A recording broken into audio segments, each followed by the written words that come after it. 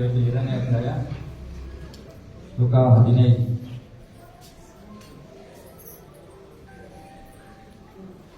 ಶ್ಲೋಕ ಹೇಳ್ತೀನಿ, ರಿಪೀಟ್ ಮಾಡಿ.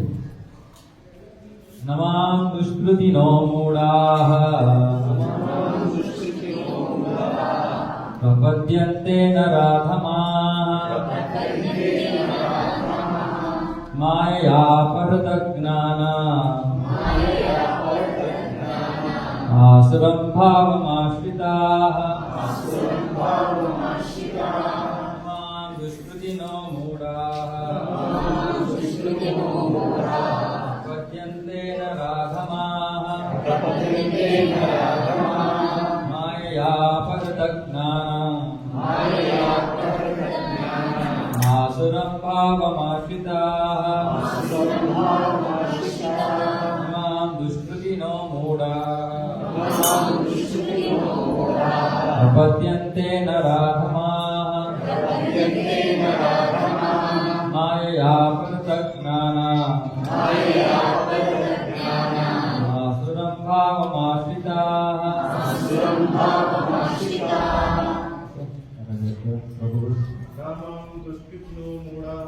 ನಮಾಂ ದುಷ್ಕೃತಿನೋ ಮೂಢಾಃ ಪ್ರಪದ್ಯಂತೆ ನರಾಧಮಾಃ ಮಾಯಾ ಪರತಜ್ಞಾನ ಆಸುರಂ ಭಾವಮಾಶ್ರಿತಾಃ. ನಮಾಂ ದುಷ್ಕೃತಿನೋ ಮೂಢಾಃ ನಮಾಂ ದುಷ್ಕೃತಿನೋ ಮೂಢಾಃ ಪ್ರಪದ್ಯಂತೆ ನರಾಧಮಾಃ ಪ್ರಪದ್ಯಂತೆ ನರಾಧಮಾಃ ಮಾಯಯಾ ಪ್ರಹೃತಜ್ಞಾನ ಮಾಯಾ ಪರತಜ್ಞಾನ ಆಸುರಂ ಭಾವಮಾಶ್ರಿತಾಃ. ಆಸುರಂ ಭಾವಮಾಶ್ರಿತಾಃ.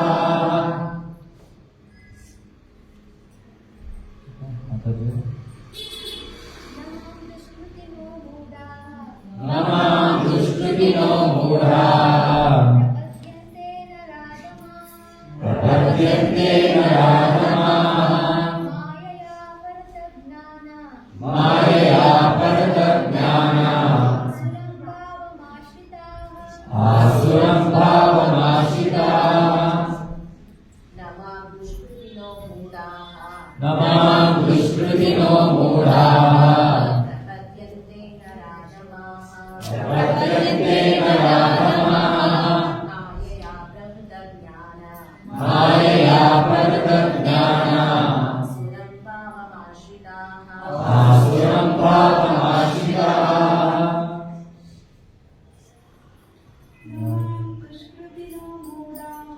ನಮಾಂ ದುಷ್ಕೃತಿನೋ ಮೂಢಾಃ ಪ್ರಪದ್ಯಂತೆ ನರಾಧಮಾಃ ಮಾಯಾ ಪರತಜ್ಞಾನ ಆಸುರಂ ಭಾವಮಾಶ್ರಿತಾಃ.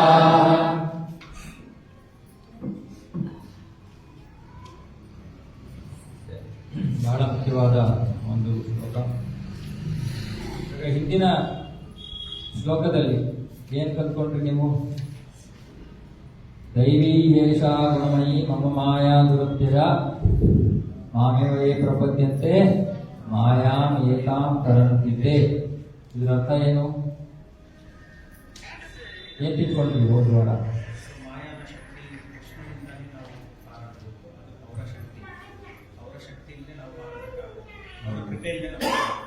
ಶರಣಾಗತಿ ಸ್ಪೆಸಿಫಿಕ್ ಆಗಿ ದೈವಿ ಏಷ ಗುಣಮಯಿ. ಕೃಷ್ಣ ಹೇಳ್ತದಾನೆ, ಈ ಭೌತಿಕ ಪ್ರಕೃತಿ ಗುಣಮಯಿ. ಗುಣಮಯಿ ಅಂದ್ರೆ ಅವಳು 3 ಗುಣಗಳಿಂದ ತುಂಬಿದ್ದಾಳೆ: ಸತ್ವಗುಣ, ರಜೋಗುಣ, ತಮಗುಣ. ದೈವಿ ಏಷ ಗುಣಮಯಿ ಮಮ ಮಾಯ, ನನ್ನ ಮಾಯೆ. ಅವಳನ್ನ ಮಾಯೆ ಅಂತ ಕರೀತಾರೆ. ಅವಳು ನನ್ನ ಶಕ್ತಿ, ಮಮ ನನ್ನದು, ನನ್ನವಳು. ಮಮ ಮಾಯ ದುರತ್ಯಯ, ದುರತ್ಯಯ ಬಹಳ ಕಠಿಣ ಅವಳನ್ನು ಜಯಿಸೋದು. ಭೌತಿಕ ಶಕ್ತಿ, ಭೌತಿಕ ಜಗತ್ತಿನಲ್ಲಿ ಯಾವ ಶಕ್ತಿ ಕೆಲಸ ಮಾಡ್ತದೆಯೋ ಆ ಭೌತಿಕ ಶಕ್ತಿಯನ್ನ ಮಾಯೆ ಅಂತ ಕರೀತಾರೆ, ಅಥವಾ ದುರ್ಗಾದೇವಿ. ಕೃಷ್ಣ ಹೇಳ್ತಾನೆ, ಅವಳು ನನ್ನ ಶಕ್ತಿ, ಅವಳನ್ನು ಜಯಿಸೋದು ಬಹಳ ಕಠಿಣ. ಅವಳನ್ನು ಜಯಿಸೋದು ಬಹಳ ಕಠಿಣ ಅಂದ್ರೆ ಏನು? ಭೌತಿಕ ಜಗತ್ತಿನಲ್ಲಿ ಮುಳುಗೋಗಿರೋದು. ಭೌತಿಕ ಜಗತ್ತೇ ಸರ್ವಸ್ವ, ಭೌತಿಕ ಜೀವನನೇ ಸರ್ವಸ್ವ. ಅಂತ ಅನ್ಕೊಂಡು ಜೀವಿಸೋದು ಮಾಯೆಯಲ್ಲಿ ಮುಳುಗಿರೋದು. ಕೃಷ್ಣ ಹೇಳ್ತಾನೆ ಅವನು ಸಾಮಾನ್ಯ, ಅದು ಸಾಮಾನ್ಯ ಜನರು ಮುಳುಗಿರ್ತಾರೆ. ಯಾಕಂದ್ರೆ ಅವಳು ಬಹಳ ಕಠಿಣ, ಅವಳನ್ನು ಜಯಿಸೋದು ಬಹಳ ಕಠಿಣ. ಸಾಮಾನ್ಯವಾಗಿ ಜನರು ಅನ್ಕೊಂಡ್ರೆ ಹೌದು ಇದೇ ಜೀವನ, ಭೌತಿಕವಾಗಿ ಮುಳುಗೋಗಿರೋದೇ ಜೀವನ. ಮಮ್ಮ ಮಾಯಾ ದುರತ್ಯಯ, ಬಹಳ ಕಠಿಣ. ಮಾಯೆಯನ್ನ ಜಯಿಸೋದು, ಗೆಲ್ಲೋದು, ದುರ್ಗಾದೇವಿಯನ್ನು ಜಯಿಸೋದು ಬಹಳ ಕಠಿಣ. ಮಾಮೇವ ಯೇ ಪ್ರಪದ್ಯಂತೆ, ಆದ್ರೆ ಕೃಷ್ಣ ಮಾರ್ಗ ಕೊಡ್ತಾ ಇದ್ದಾನೆ. ಬಹಳ ಮುಖ್ಯವಾದ ಶ್ಲೋಕ ಇದು. ಮಾಮೇವ ಯೇ ಪ್ರಪದ್ಯಂತೆ, ಮಾಮೇವ ಅಂದ್ರೇನು? ನನಗೆ ಮಾತ್ರ. ಮತ್ತೆ ತಿರ್ಗಾ ಕೃಷ್ಣ 18ನೇ ಅಧ್ಯಾಯದಲ್ಲಿ ಹೇಳ್ತಾನೆ ಏನು? ಸರ್ವಧರ್ಮಾನ್ ಪರಿತ್ಯಜ್ಯ ಮಾಮೇವಂ, ಇಲ್ಲೂ ಮಾಮೇವ.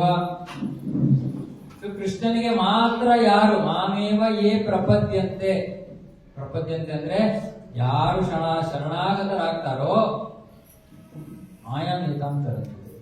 ಈ ಮಾಯೆ ಬಹಳ ಕಠಿಣ, ಅವನ್ನ ಜಯಿಸೋದು. ಆದ್ರೆ ಸುಲಭವಾಗಿ ಅವರು ಅದನ್ನ ಜಯಿಸಿಬಿಡ್ತಾರೆ, ಪಾರ್ ಮಾಡ್ಬಿಡ್ತಾರೆ. ಭೌತಿಕ ಶಕ್ತಿಯನ್ನ ಜಯಿಸೋದಕ್ಕೆ ನಾವೇನ್ ಮಾಡ್ಬೇಕು? ಕೃಷ್ಣನಿಗೆ ಶರಣಾಗತರಾಗಬೇಕು. ಇಲ್ಲಾಂದ್ರೆ ಭವಬಂಧನ, ಪುನರಪಿ ಜನನ, ಪುನರಪಿ ಮರಣ, ಪುನರಪಿ ಜನನಿ ಜಗದೇಶ ಅಷ್ಟೇ.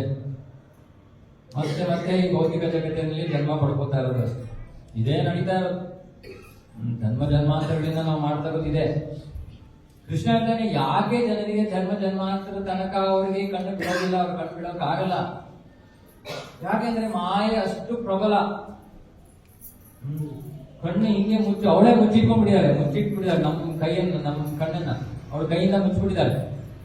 ಯಾರೋ ನಮ್ಮ ಕಣ್ಣನ್ನ ಮುಚ್ಚಿಬಿಟ್ರೆ ನಮ್ಗೆ ಹೆಂಗ್ ಕಾಣುತ್ತೆ? ಅವಳನ್ನ ಆ ಕೈಯಿಂದ ತೆಗೆಯೋದಕ್ಕೆ ನಮ್ಗೆ ಶಕ್ತಿ ಇರಬೇಕು. ಆ ಶಕ್ತಿ ನಮಗಿಲ್ಲ ಆ ಶಕ್ತಿ. ಹಾಗಾಗಿ ನಾವು ಭೌತಿಕವಾಗಿ ಮುಳುಗೋಗಿದ್ದೀವಿ. ಭೌತಿಕವಾಗಿ ಅಂದ್ರೆ ಏನು? ಮನೆ, ಮಠ, ಕುಟುಂಬ, ಹಣ, ಸಂಪಾದನೆ, ಇಷ್ಟೇ.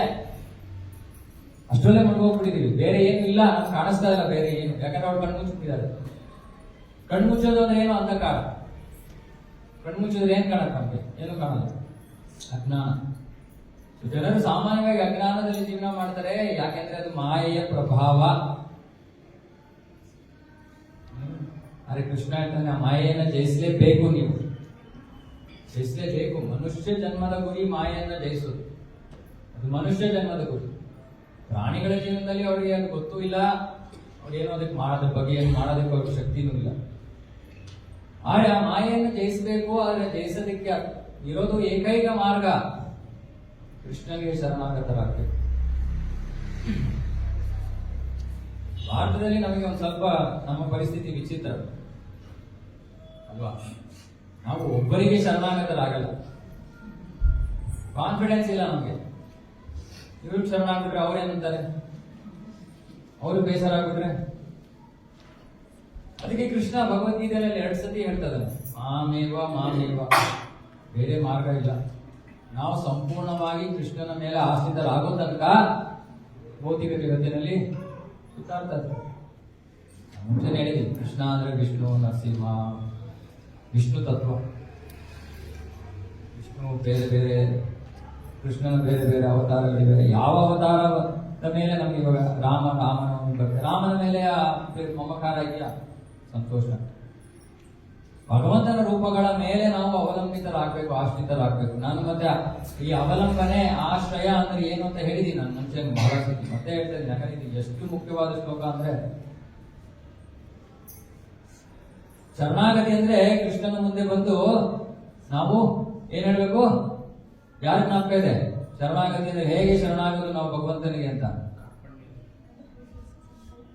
ಸರಳವಾದ ವಿಷಯ. ಕೃಷ್ಣನ ಮುಂದೆ ಬಂದು ನಾವೇನ್ ಹೇಳ್ಬೇಕು? ಕೃಷ್ಣ ಹೇಳಿ, ಕೃಷ್ಣ ನಾನು ನಿನ್ನವನು, ನಿನ್ನವಳು, ಅಷ್ಟೇ.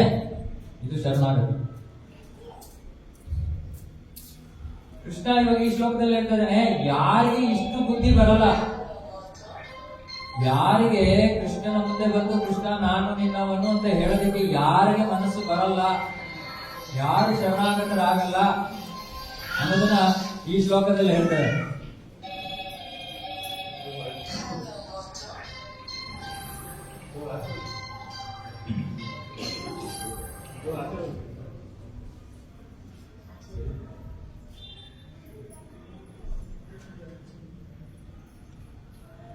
ಯಾರು ಕೃಷ್ಣನಿಗೆ ಶರಣಾಗತರಾಗೋಕ್ಕೆ ಸಿದ್ಧರಾಗಿಲ್ಲ, ಶರಣಾಗತರಾಗೋದಿಲ್ಲ ಅಂತ ಕೃಷ್ಣ ಈ ಶ್ಲೋಕದಲ್ಲಿ ಹೇಳ್ತಾರೆ. ಮತ್ತೆ ಹೋದ ವಾರ ನೀವು ಶ್ರವಣ ಮಾಡಿರ್ತೀರ, ಶರಣಾಗತಿ ಅಂದ್ರೆ 6 ಅಂಶಗಳಿವೆ. ಆನುಕೂಲ್ಯಸ್ಯ ಸಂಕಲ್ಪ, ಪ್ರಾತಿಕೂಲ್ಯಸ್ಯ ವರ್ಜನ, ರಕ್ಷಿಷ್ಯತಿ ವಿಶ್ವಾಸೋ, ಗೋಪ್ತೃತ್ವೇ ವರ್ಣಂ ತಥಾ ಆತ್ಮನಿಕ್ಷೇಪ, ಕಾರ್ಪಣ್ಯೋ, ಷಡ್ವಿಧ ಶರಣಾಗತಿ. ಕೃಷ್ಣನ ಆಶಯವನ್ನು ಪಡ್ಕೊಂಡಿದೀವಿ ಅಂದ್ರೆ ನಮ್ಮ ಜೀವನದಲ್ಲಿ ನಾವು ಏನ್ ಮಾಡಿದ್ರು ಕೂಡ ಆನುಕೂಲ್ಯಸ್ಯ ಸಂಕಲ್ಪ, ಕೃಷ್ಣ ಭಕ್ತಿಗೆ ಅನುಕೂಲಕರವಾಗಿರ್ಬೇಕು. ಪ್ರಾತಿಕೂಲ್ಯಸ್ಯ ವರ್ಜನ, ಯಾವುದು ಭಕ್ತಿಗೆ ಪ್ರತಿಕೂಲಕರವಾಗಿದೆ ಅದನ್ನ ಬಿಡಬೇಕು. ಅರೆ ಇದನ್ನ ಮಾಡ್ತಿರುವಾಗ ನಮಗೆ ಭಯ ಇರುತ್ತೆ, ನಮಗೆ ಭಯ ಏನಾಗ್ಬಿಡುತ್ತೋ ನನ್ನ ಜೀವನ. ಅನುಕೂಲಕರವಾಗಿ ಮಾಡಬೇಕು, ಪ್ರತಿಕೂಲಕರವಾಗಿರೋದನ್ನ ತ್ಯಜಿಸ್ಬೇಕು ಅಂದ್ರೆ ಏನರ್ಥ? ಇವಾಗ ಉದಾಹರಣೆಗೆ ನಾವು ಭಕ್ತಿಯನ್ನ ನಾವು ಮಾಡಬೇಕು ಅಂದ್ರೆ ನಮಗೆ ಬೆಳಗ್ಗಿನ ಸಮಯ ಬಹಳ ಅಮೂಲ್ಯವಾದದ್ದು ಭಕ್ತಿಗೆ. ಇದಕ್ಕೆ ಬ್ರಹ್ಮ ಮುಹೂರ್ತ ಅಂತ ಹೇಳ್ತಾರೆ. ಬ್ರಹ್ಮ ಮುಹೂರ್ತ ಸಮಯದಲ್ಲಿ ಬೆಳಗಿನ ಜಾವ 4:30 8:30 ತನಕ ನಮಗೆ ಬಹಳ ಬಹಳ ಅಮೂಲ್ಯವಾದ ಸಮಯ. 4:30 to 8:30 ಭಕ್ತಿಯಲ್ಲಿ ನಾವು ಮುಂದುವರಿಬೇಕು, ಕೃಷ್ಣನಿಗೆ ಪ್ರಿಯರಾಗಬೇಕು ಅಂದ್ರೆ ಇದನ್ನ ನಾವು ಮನಸ್ಸಲ್ಲಿ ರಿಜಿಸ್ಟರ್ ಮಾಡ್ಕೋಬೇಕು. 4:30 8:30 ಅತ್ಯಮೂಲ್ಯವಾದ ಸಮಯ. ಇವಾಗ ಒಬ್ಬರೊಬ್ಬರ ಜೀವನ ಶೈಲಿ, ಅವರ ವೃತ್ತಿ ಯಾವ ರೀತಿ ಇರುತ್ತೆ ಅಂದ್ರೆ 4:30 8:30 ತನಕ ಅವ್ರಿಗೆ ಸಿಗಲ್ಲ ಸಮಯ. ಕೃಷ್ಣ ಹೇಳ್ತಾ ಇದ್ದಾನೆ, ನಿಮ್ಗೆ 4:30 8:30 ತನಕ ಸಮಯ ಸಿಗ್ತಾ ಇಲ್ಲ ಅಂದ್ರೆ ಅದು ಅನುಕೂಲಕರವಾದದ್ದಲ್ಲ. ಸೊ ಏನ್ ಮಾಡ್ಬೇಕು? ಯಾವ ಪರಿಸ್ಥಿತಿಯಿಂದಾಗಿ ನಾವು ಆ ರೀತಿ ಸಿಗಾಕೊಂಡಿದ್ವೋ ಅದನ್ನ ತ್ಯಜಿಸಬೇಕು. ತ್ಯಜಿಸಿ ನಮ್ಮ ಜೀವನ ಸ್ಥಿತಿಯನ್ನ ಬದಲಾಯಿಸಕ್ಕೆ ಪ್ರಯತ್ನ ಮಾಡಬೇಕು. ನನಗೆ ಗೊತ್ತಿರೋ ಬಹಳ ಜನ ಭಕ್ತರು, ಸ್ನೇಹಿತರು ಇದೇ ರೀತಿ ಅವರ ಕೆಲಸದ ಒತ್ತಡದಿಂದ ಅಥವಾ ಕೆಲಸಗಳಿಂದ ಅವ್ರಿಗೆ ಬೆಳಗಿನ ಒಂದು ಸಾಧನೆ ಮಾಡಕ್ಕೆ ಆಗ್ತಾ ಇರ್ಲಿಲ್ಲ. ಆದ್ರೆ ಅವರು ಈ ಶ್ಲೋಕ, ಯಾಕಂದ್ರೆ ಅವರು ಭಗವಂತನಿಗೆ ಶರಣಾಗತರಾಗಿದ್ರು, ಇದು ಪ್ರತಿಕೂಲಕರವಾಗಿದೆ, ಈ ರೀತಿ ಕೆಲಸ ಮಾಡೋದ್ರ ಉಪಯೋಗ ಇಲ್ಲ, ನಾನು ಕೆಲಸ ಚೇಂಜ್ ಮಾಡ್ತೀನಿ ಅನ್ನೋ 1000 ಪ್ರಶ್ನೆಗಳು ಬರುತ್ತೆ. ಓಕೆ, ಮೊದಲು ಕೆಲಸ ಸಿಗುತ್ತಾ? ಎರಡನೇದು, ನಾನು ಇಷ್ಟು ವರ್ಷ ಈ ಒಂದು ಕೆಲಸದಲ್ಲಿ ಮಾಡಿದ್ದೀನಿ, ನಾನು ಸೆಟ್ಲ್ ಆಗ್ಬಿಟ್ಟಿದ್ದೀನಿ. ಇನ್ನೊಂದ್ ಕಡೆ ಹೋದ್ರೆ ಏನಾಗುತ್ತೆ? ಎಷ್ಟೊಂದು ಅನ್ಸರ್ಟನಿಟಿ, ಎಷ್ಟೊಂದು ಅನಿರೀಕ್ಷಿತ ವಿಷಯಗಳು, ಅದರ ಬಗ್ಗೆ ಯೋಚನೆ ಮಾಡ್ಕೊಂಡು ಜನರು ಟೆನ್ಷನ್ ಕೊಡ್ತಾರೆ. ಅದಕ್ಕೆ ಕೃಷ್ಣನಿಗೆ ಗೊತ್ತು, ಆಚಾರ್ಯರು ಹೇಳ್ತಾ ಇದ್ದಾರೆ, ರಕ್ಷಿಷ್ಯತಿ ವಿಶ್ವಾಸ. ಕೃಷ್ಣ ರಕ್ಷಣೆ ಮಾಡ್ತಾನೆ ಅನ್ನೋ ವಿಶ್ವಾಸ ಇಲ್ಲಿ. ನಮ್ಮ ಜೀವನ ಪರಿಸ್ಥಿತಿಯನ್ನು ನಾವು ಅವನಿಗೋಸ್ಕರ, ಅವನ ಸಂತೃಪ್ತಿಗೋಸ್ಕರ ಬದಲಾಯಿಸ್ಕೊಳ್ಳಕ್ಕೆ ನಾವು ಪ್ರಯತ್ನ ಮಾಡ್ತಿರುವಾಗ ಯಾರು ನಮ್ಮ ರಕ್ಷಣೆಯನ್ನು ಮಾಡ್ತಾರೆ? ಕೃಷ್ಣ. ಓ ಇಲ್ಲ ಪ್ರಭು, ನಾನೇ ಕೆಲಸ ಮಾಡ್ತಾ ಇರೋದು, ನಾನೇ ಅಡುಗೆ ಮಾಡ್ತಾ ಇರೋದು ಅನ್ನೋದಕ್ಕೆ ಮುಂದಿನ ವಾಕ್ಯ ಏನೋ, ರಕ್ಷಿಷ್ಯತಿ ವಿಶ್ವಾಸೋ ಗೋಪ್ತೃತ್ವೇ ವರ್ಣಂ ತಥಾ. ಗೋಪ್ತೃತ್ವೇ ವರ್ಣಂ ತಥಾ ಅಂದ್ರೆ ನಮ್ಮ ಮನೆಯನ್ನ ನಡೆಸ್ತಾ ಇರೋನು ಯಾರು? ಇಲ್ಲ, ನಾನೇ ಹೋಗ್ತಾ ಇರೋದು ಆಫೀಸ್ಗೆ, ನಾನೇ ದುಡ್ಡು ಸಂಪಾದನೆ ಮಾಡ್ತಾ ಇರೋದು, ನಾನೇ ಮನೆಯಲ್ಲಿ ಅಡುಗೆ ಮಾಡ್ತಾ ಇರೋದು, ಕೃಷ್ಣ ಇದ್ದಾನೆ. ಇದು ಮೂಢತನ. ಏನು ಆಗ್ಬೇಕು ಅದು ಕೃಷ್ಣನ ಕೃಪೆಯಿಂದ ಆಗ್ತಾ ಇದೆ. ಕೃಷ್ಣನ ಕೃಪೆ ಇಲ್ಲದೆ ಇದ್ರೆ ನನ್ನ ಜೀವನ ಬಹಳ ಕಷ್ಟ ಸಾಧ್ಯ ಅನ್ನೋದು ಯಾರಿಗೆ ಗೊತ್ತಿರುತ್ತೋ ಅವರಿಗೆ ಗೊತ್ತಾಗುತ್ತೆ. ಹೌದು, ಕೃಷ್ಣ ಇದ್ದಾನೆ, ಕೃಷ್ಣ ರಕ್ಷಿಸ್ತಾನೆ, ಕೃಷ್ಣ ನನ್ನ ಮನೆಯನ್ನ ನಡೆಸ್ತಾ ಇರೋದು. ನಾನು ಯಾರಿಗೋಸ್ಕರ ಇವಾಗ ಈ ಒಂದು ಪ್ರತಿಕೂಲಕರವಾದ ಪರಿಸ್ಥಿತಿಯನ್ನು ತ್ಯಜಿಸ್ತಾ ಇದ್ದೀನಿ? ಅವನ ಸಂತೃಪ್ತಿಗೋಸ್ಕರ. ಹಾಗಾಗಿ ಅವನು ನನ್ನ ಮನೆಯನ್ನು ನಡೆಸ್ತಾನೆ, ಅವನು ನನಗೆ ರಕ್ಷಣೆಯನ್ನು ನೀಡ್ತಾನೆ. ಎಷ್ಟು ಭಕ್ತರಿಗೆ ಈ ವಿಶ್ವಾಸ ಇರುತ್ತೆ ಕೃಷ್ಣನ ಮೇಲೆ. ಇದು ಶರಣಾಗತಿ. ಸೊ ಅದಕ್ಕೆ ಕೃಷ್ಣ ಹೇಳ್ತಿದ್ದಾನೆ ಈ ಶ್ಲೋಕದಲ್ಲಿ, ಇವತ್ತಿನ ಒಂದು ವಿಷಯ ಚರ್ಚೆ, ನಮಾಂ ದುಷ್ಕೃತಿನೋ ಮೂಢಾಹ. ಇವಾಗ 2 ಶ್ಲೋಕದಲ್ಲಿ 15 ಮತ್ತು 16ನೇ ಶ್ಲೋಕದಲ್ಲಿ ಕೃಷ್ಣ ಯಾರು ಅವನಿಗೆ ಶರಣಾಗತರಾಗ್ತಾರೆ, ಯಾರು ಶರಣಾಗತರಾಗಲ್ಲ, ಇದ್ರ ಬಗ್ಗೆ ಮಾತಾಡ್ತಾರೆ. ಶರಣಾಗತಿ ಅತ್ಯವಶ್ಯಕ ಅಂತ ಗೊತ್ತಾಯ್ತಲ್ಲ. ಮಾಯಿಂದ ಬಿಡಿಸ್ಕೋಬೇಕು ಅಂದ್ರೆ ನಮ್ಗೆ ಬೇರೆ ಮಾರ್ಗ ಎಲ್ಲ, ಶರಣಾಗತರಾಗ್ಲೇಬೇಕು. ಶರಣಾಗತಿ ಅಂದ್ರೆ ನಮ್ಮ ಮೇಲೆ ಇರೋ ವಿಶ್ವಾಸವನ್ನ ಸ್ವಲ್ಪ ಕಡಿಮೆ ಮಾಡಿ ಕೃಷ್ಣನ ಮೇಲಿನ ವಿಶ್ವಾಸವನ್ನ ಹೆಚ್ಚು ಮಾಡೋದು, ಇದು ಶರಣಾಗತಿ. ಇವಾಗ 2 ತರಹದ ಜೀವಿಗಳಿದ್ದಾವೆ. ಭೌತಿಕ ಜಗತ್ತಿನಲ್ಲಿ. ಒಂದು ತರಹದ ಜೀವಿ ಅವನು ಶರಣಾಗತನಾಗಕ್ಕೆ ಸಿದ್ಧಾನೇ ಇಲ್ಲ, ಯೋಚನೆ ಕೂಡ ಮಾಡಲ್ಲ. ಎರಡನೇ ವರ್ಗದ ಜನರು ಯೋಚನೆ ಮಾಡ್ತಾರೆ, ಓ ಕೃಷ್ಣ ಹೇಳ್ತಾ ಇದ್ದ ನನ್ನ ಬಳಿ, ನಾನು ಇದನ್ನು ಪ್ರಯತ್ನ ಆದ್ರೂ ಮಾಡ್ಬೇಕಲ್ವ, ಕೃಷ್ಣ ಅಷ್ಟು ನನಗೆ ಒಂದು ಮನವರಿಕೆ ಬರೋ ರೀತಿಯಲ್ಲಿ ಅಥವಾ ನನಗೆ ಒಂದು ಕಾನ್ಫಿಡೆನ್ಸ್ ಬರೋ ರೀತಿಯಲ್ಲಿ ಅವನು ಎಷ್ಟು ಸ್ಪಷ್ಟವಾಗಿ ಹೇಳ್ತಾ ಇದ್ದಾನೆ, ನಾನು ರಕ್ಷಣೆ ಮಾಡ್ತೀನಿ, ಪ್ರಯತ್ನ ಮಾಡಲ್ಲ. ಚಿಕ್ಕ ಚಿಕ್ಕ ವಿಷಯಗಳಿಂದ ಪ್ರಯತ್ನ ಮಾಡಕ್ ಶುರು ಮಾಡ್ಬೋದು. ಅವರು 16ನೇ ಶ್ಲೋಕದಲ್ಲಿ ಅವರ ವರ್ಣನೆ. ಸೊ ಇವಾಗ ನಮ್ಮ ಪರಿಸ್ಥಿತಿ ಏನು ಅನ್ನೋದನ್ನ ನಾವು ಈ 2 ಶ್ಲೋಕಗಳಲ್ಲಿ ತಿಳ್ಕೋಬಹುದು. ನಾವಿವಾಗ ಶರಣಾಗತರ ಆಗದೇ ಇರೋ ವರ್ಗದಲ್ಲಿ ಇದೀವೋ ಅಥವಾ ಶರಣಾಗತರ ಆಗೋದಕ್ಕೆ ಸಿದ್ಧರಾಗಿದ್ದೀವೋ. ಇಲ್ಲಿ ಕೂತಿದ್ದೀರಾ ಅಂದ್ರೇನೆ ನೀವು 2ನೇ ವರ್ಗದವರು, ಅದರಲ್ಲಿ ಪ್ರಶ್ನೆ ಇಲ್ಲ. ಆದ್ರೂ ಕೂಡ ಒಂದೊಂದ್ಸತಿ ಮನಸ್ಸಿನಲ್ಲಿ ಏನೋ ಒಂದು ಅನರ್ಥ ಅಂತೀವಿ, ಬೇಡದೇ ಇರೋ ವಿಷಯಗಳು ಕೂತಿರುತ್ತೆ. ನಮಗೆ ಯಾವ್ದೋ ಕಾರಣಗಳಿಂದ ನಮ್ಮ ಕೃಷ್ಣನ ಮೇಲೆ ಸಂಪೂರ್ಣವಾಗಿ ನಮಗೆ ಇನ್ನೂ ನಂಬ್ಕೊಳಕ್ಕೆ ಸಿದ್ಧರಾಗಿಲ್ಲ ನಾವು. ಅವಾಗ ನಾವು ತಿಳ್ಕೊಬೇಕು, ಅಯ್ಯೋ ಬೇಡಪ್ಪ, ಈ ಫಸ್ಟ್ ವರ್ಗದವ್ರನ್ನ ನಾವು ಹೋದ ತಕ್ಷಣ ನನಗೆ ಬೇಡ, ಈ ವರ್ಗ ಬೇಡ, ನಾನು ಇನ್ನೊಂದು ವರ್ಗಕ್ಕೆ ಹೋಗ್ತೀನಿ ಅಂತ ನಮ್ಮ ಮನಸ್ಸು ಗಟ್ಟಿ ಆಗ್ಬೇಕು. ಓಕೆ, ಇಲ್ಲಿ ನಮ ದುಷ್ಕೃತಿನೋ ಮೂಢಾಹ, ದುಷ್ಕೃತಿನ. ಸೊ ಇದು ಬಹಳ ಮುಖ್ಯವಾದ ಪದ. ಸೊ ಕೃಷ್ಣ ಏನ್ ಹೇಳ್ತಾ ಇದ್ದಾನೆ, ದುಷ್ಕೃತಿಗಳು ನನಗೆ ಶರಣಾಗತ ಆಗೋದಿಲ್ಲ. ದಯವಿಟ್ಟು ನಿಮ್ಮ ಮೊಬೈಲ್ ಫೋನ್ ಎಲ್ಲ ಸ್ವಲ್ಪ ಸೈಲೆನ್ಸ್ ಮಾಡಿ, ಏನಾದ್ರು ಮಾಡಿ, ಬಹಳ ಡಿಸ್ಟರ್ಬ್ ಆಗುತ್ತೆ. ಇಲ್ಲ ಬಂದ್ರೆ ಒಂದು ರಿಂಗಲ್ಲಿ ಆಫ್ ಮಾಡಬೇಕು. ನಿಮ್ಗೆ ಅಷ್ಟು ಅರ್ಜೆಂಟ್ ಏನಾದ್ರು ಬರಬೇಕು ಅಂತಿದ್ರೆ ಒಂದು ರಿಂಗಲ್ಲಿ ಆಫ್ ಮಾಡಿ ಹೊರಗಡೆ ಫೋನ್ ತಗೊಳ್ಳಿ, ಬೇಜಾರಿಲ್ಲ. ಕ್ಲಾಸಲ್ಲಿ ಡಿಸ್ಟರ್ಬ್ ಆಗ್ತದೆ. ದುಷ್ಕೃತಿ. ಇವಾಗ ಕೃತಿ ಅಂದ್ರೆ ಬುದ್ಧಿವಂತಿಕೆ ಅಂತ. ಕೃತಿ ಅಂದ್ರೆ ಬುದ್ಧಿವಂತಿಕೆ. ಓಕೆ, ಇವಾಗ 2 ತರದ ಕೃತಿ ಇದೆ, 2 ತರದ ಬುದ್ಧಿವಂತಿಕೆ ಇದೆ. ಒಂದು ದುಷ್ಕೃತಿ, ಇನ್ನೊಂದು ಸುಕೃತಿ. ಸುಕೃತಿ, ದುಷ್ಕೃತಿ. ಮಾಂ ದುಷ್ಕೃತಿ ಮೂಢ.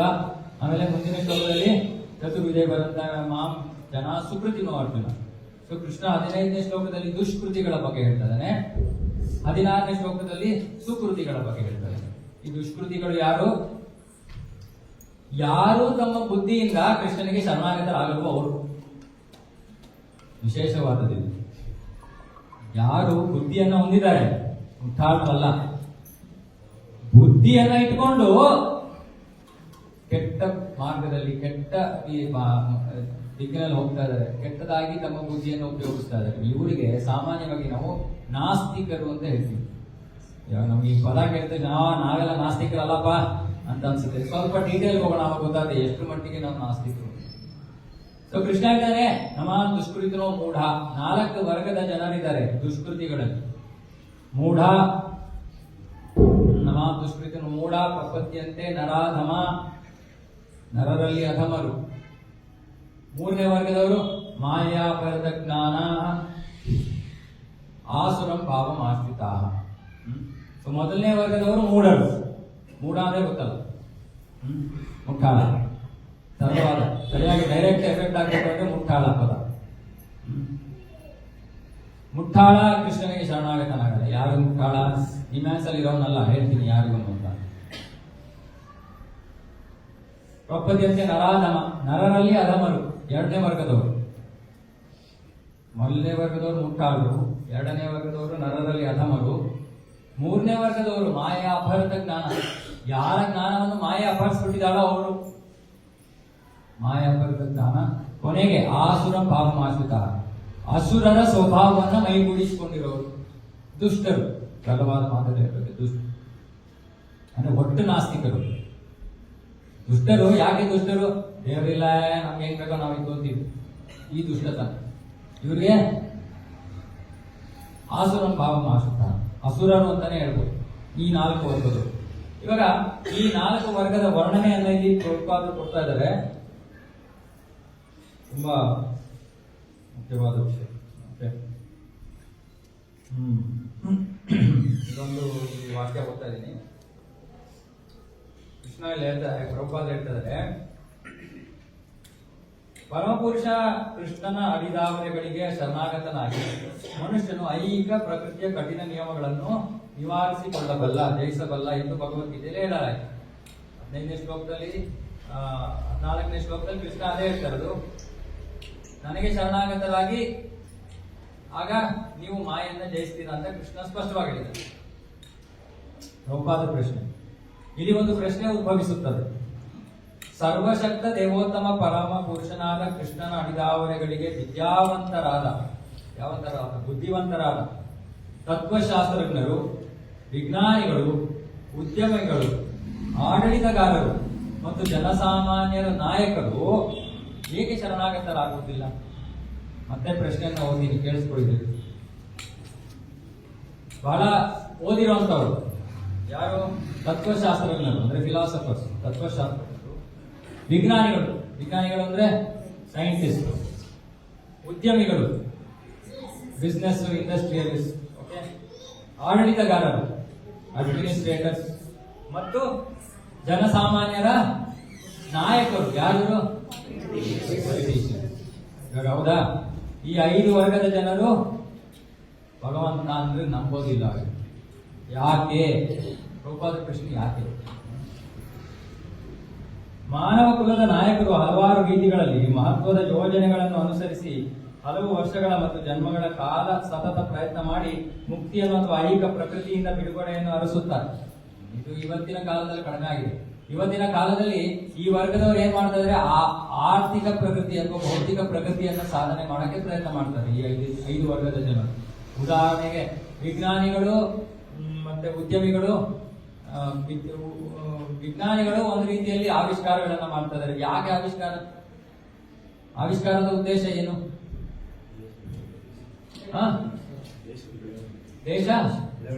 ದೇಶದ ಬೆಳವಣಿಗೆ. ಇವಾಗ ನಮ್ಮ ದೇಶದಲ್ಲೂ ಇದ್ದಾರೆ, ಬೇರೆ ದೇಶದಲ್ಲೂ ಇದ್ದಾರೆ. ಅವಾಗ ಏನಾಗುತ್ತೆ? ಆಟಮ್ ಬಾಂಬ್ ಸೃಷ್ಟಿಯಾಗುತ್ತೆ. ಯಾಕಂದ್ರೆ ನಾನು ನನ್ನ ದೇಶದ ಒಳಿತಿಗಾಗಿ ಕೆಲಸ ಮಾಡ್ತಾ ಇದ್ದೀನಿ, ಇನ್ನೊಬ್ಬ ಅವನ ದೇಶಕ್ಕೋಸ್ಕರ ಮಾಡ್ತಾ ಇದ್ದಾನೆ. ಅವಾಗ ಅವರ ಒಂದು ಇಂಟ್ರೆಸ್ಟ್ ಅನ್ನ ಕಾಪಾಡಕ್ಕೆ ಅವ್ರು ಏನ್ ಮಾಡ್ತಾರೆ? ಅಣ್ವಸ್ತ್ರ, ಆಟಮ್ ಬಾಂಬ್, ನ್ಯೂಕ್ಲಿಯರ್ ಬಾಂಬ್ ಸಿದ್ಧ ಮಾಡ್ತಾರೆ. ಇವ್ರು ಯಾರಿಗೋಸ್ಕರ ಕೆಲಸ ಮಾಡ್ತಾರೆ ವಿಜ್ಞಾನಿಗಳು? ಇವಾಗ ಉದಾಹರಣೆಗೆ ಇವಾಗ ಯಾರೋ ವಾಷಿಂಗ್ ಮೆಷಿನ್ ಕಂಡುಹಿಡಿದ್ರು ಅಂತ ಇಟ್ಕೊಳ್ಳಿ. ಇವಾಗ ಅದರಿಂದ ಯಾರಿಗೆ ಲಾಭ? ಜನರಿಗೆ ಲಾಭ. ಯಾರು ಹೇಳ್ತೀರಾ ಇಲ್ಲಿ ವಾಷಿಂಗ್ ಮೆಷಿನ್ ಇಂದ ಜನರಿಗೆ ಲಾಭ ಆಗ್ತದೆ ಅಂತ ಕೈ ಎತ್ತಿ?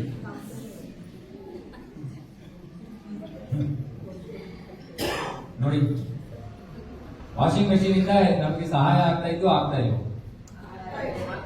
ಮತ್ತೆ ಕೇಳಿದ್ರೆ ಅದೇ ಕೈ ಎತ್ತಿ ಅಂದ್ರೆ ಭಯ ಆಗ್ಬಿಟ್ಬಿಟ್ರಿ. ಹೇಗೆ ಉಪಯೋಗ ಆಗ್ತದೆ ಹೇಳಿ? ಇನ್ನೊಂದು ಪ್ರಶ್ನೆ, ಹಿಂದಿನ ಕಾಲದಲ್ಲಿ ಇರಲಿಲ್ಲ, ಹಾಗಾಗಿ ಅವರಿಗೆ ಜೀವನ ಕಷ್ಟವಾಗಿತ್ತ? ಏನಿತ್ತು ಅಂತಂದ್ರೆ ದೋಬಿಗಳು ಇವಾಗಿದ್ದಾರೆ. ಯಾರು ಬೇಡ ಕಸನ ಬಿಡಿ, ಏನಂತ ನೀವು ಅಡ್ರೆಸ್ ಕೊಡಿ, ದಯವಿಟ್ಟು ಅರ್ಥ ಮಾಡ್ಕೊಡಿ. ಇವಾಗ ಪ್ರಶ್ನೆ ಸ್ವಲ್ಪ ಡೈವರ್ಟ್ ಆಗ್ತಾ ಇದೆ ನಾನು, ಆದ್ರೆ ಬಹಳ ಮುಖ್ಯ ಇದೆ ಅರ್ಥ ಮಾಡ್ಕೊಳ್ಳಿ. ನಾವೇನ್ ಅನ್ಕೊಂಡಿದೀವಿ, ನಮ್ಮ ಪೂರ್ವಜರೆಲ್ಲ ಮುಟ್ಟಾಡ್ರು ಅಲ್ವಾ?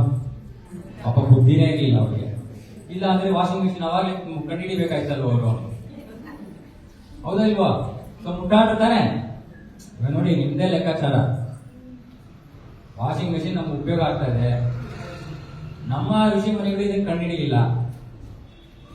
ಇದು ಉಪಯೋಗ ಆಗ್ತಾ ಇದೆ, ಹಾಗಾಗಿ ಕಂಡುಹಿಡಿದಿರೋರು ಬುದ್ಧಿವಂತರು, ಯಾರು ಕಂಡುಹಿಡಿದಿಲ್ವೋ ಅವರು ಮೂರ್ಖರು, ದಡ್ಡರು.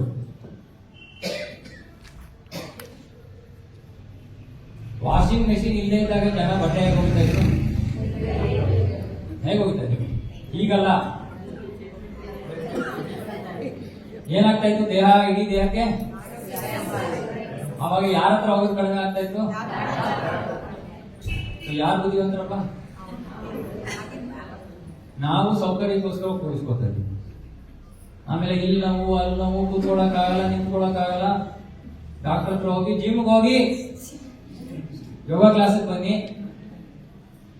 ಮನೇಲಿ ಮಾಡೋ ಕೆಲಸ ಮಾಡಲಿಲ್ಲ.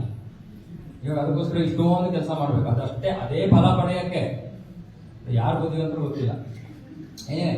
ಸೊ ಇವಾಗ ಆ ವಿಜ್ಞಾನಿಗಳು ಇವಾಗ ಯಾರೋ ವಾಷಿಂಗ್ ಮೆಷಿನ್ ತಯಾರು ಮಾಡಿದ್ರೆ ಯಾರಿಗೆ ಇದ್ರ ಫಲ ಸಿಗ್ತಾ ಇದೆ? ದುಡ್ಡು ಯಾರು ಮಾಡ್ಕೋತಾ ಇರೋದು? ಉದ್ಯಮಿಗಳು. ನೀವೇನ್ ಮಾಡ್ತೀರಾ ಇವಾಗ? ಅಯ್ಯೋ ವಾಷಿಂಗ್ ಮೆಷಿನ್ ಇಲ್ವಾ ನಿಮ್ಮ ಮನೇಲಿ? ಅಂದ್ರೆ ಬುದ್ಧಿನ ತಲೆನೇ ಇಲ್ಲೇ ಇರೋಂಗೆ. ಇವಾಗ ವಾಷಿಂಗ್ ಮೆಷಿನ್ ಇಲ್ವಾ ಅಂದ್ರೆ ನಿಮ್ ತಲೆನೇ ಇಲ್ವಾ? ಎಷ್ಟಪ್ಪ ಒಂದು ವಾಷಿಂಗ್ ಮೆಷಿನ್ ಇವತ್ತು?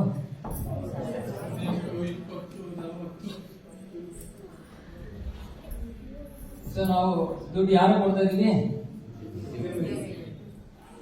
ಹೌದಾ? ಯಾರು ಬುದ್ಧಿವಂತರು? ಉದ್ಯಮಿಗಳ ನಾವು.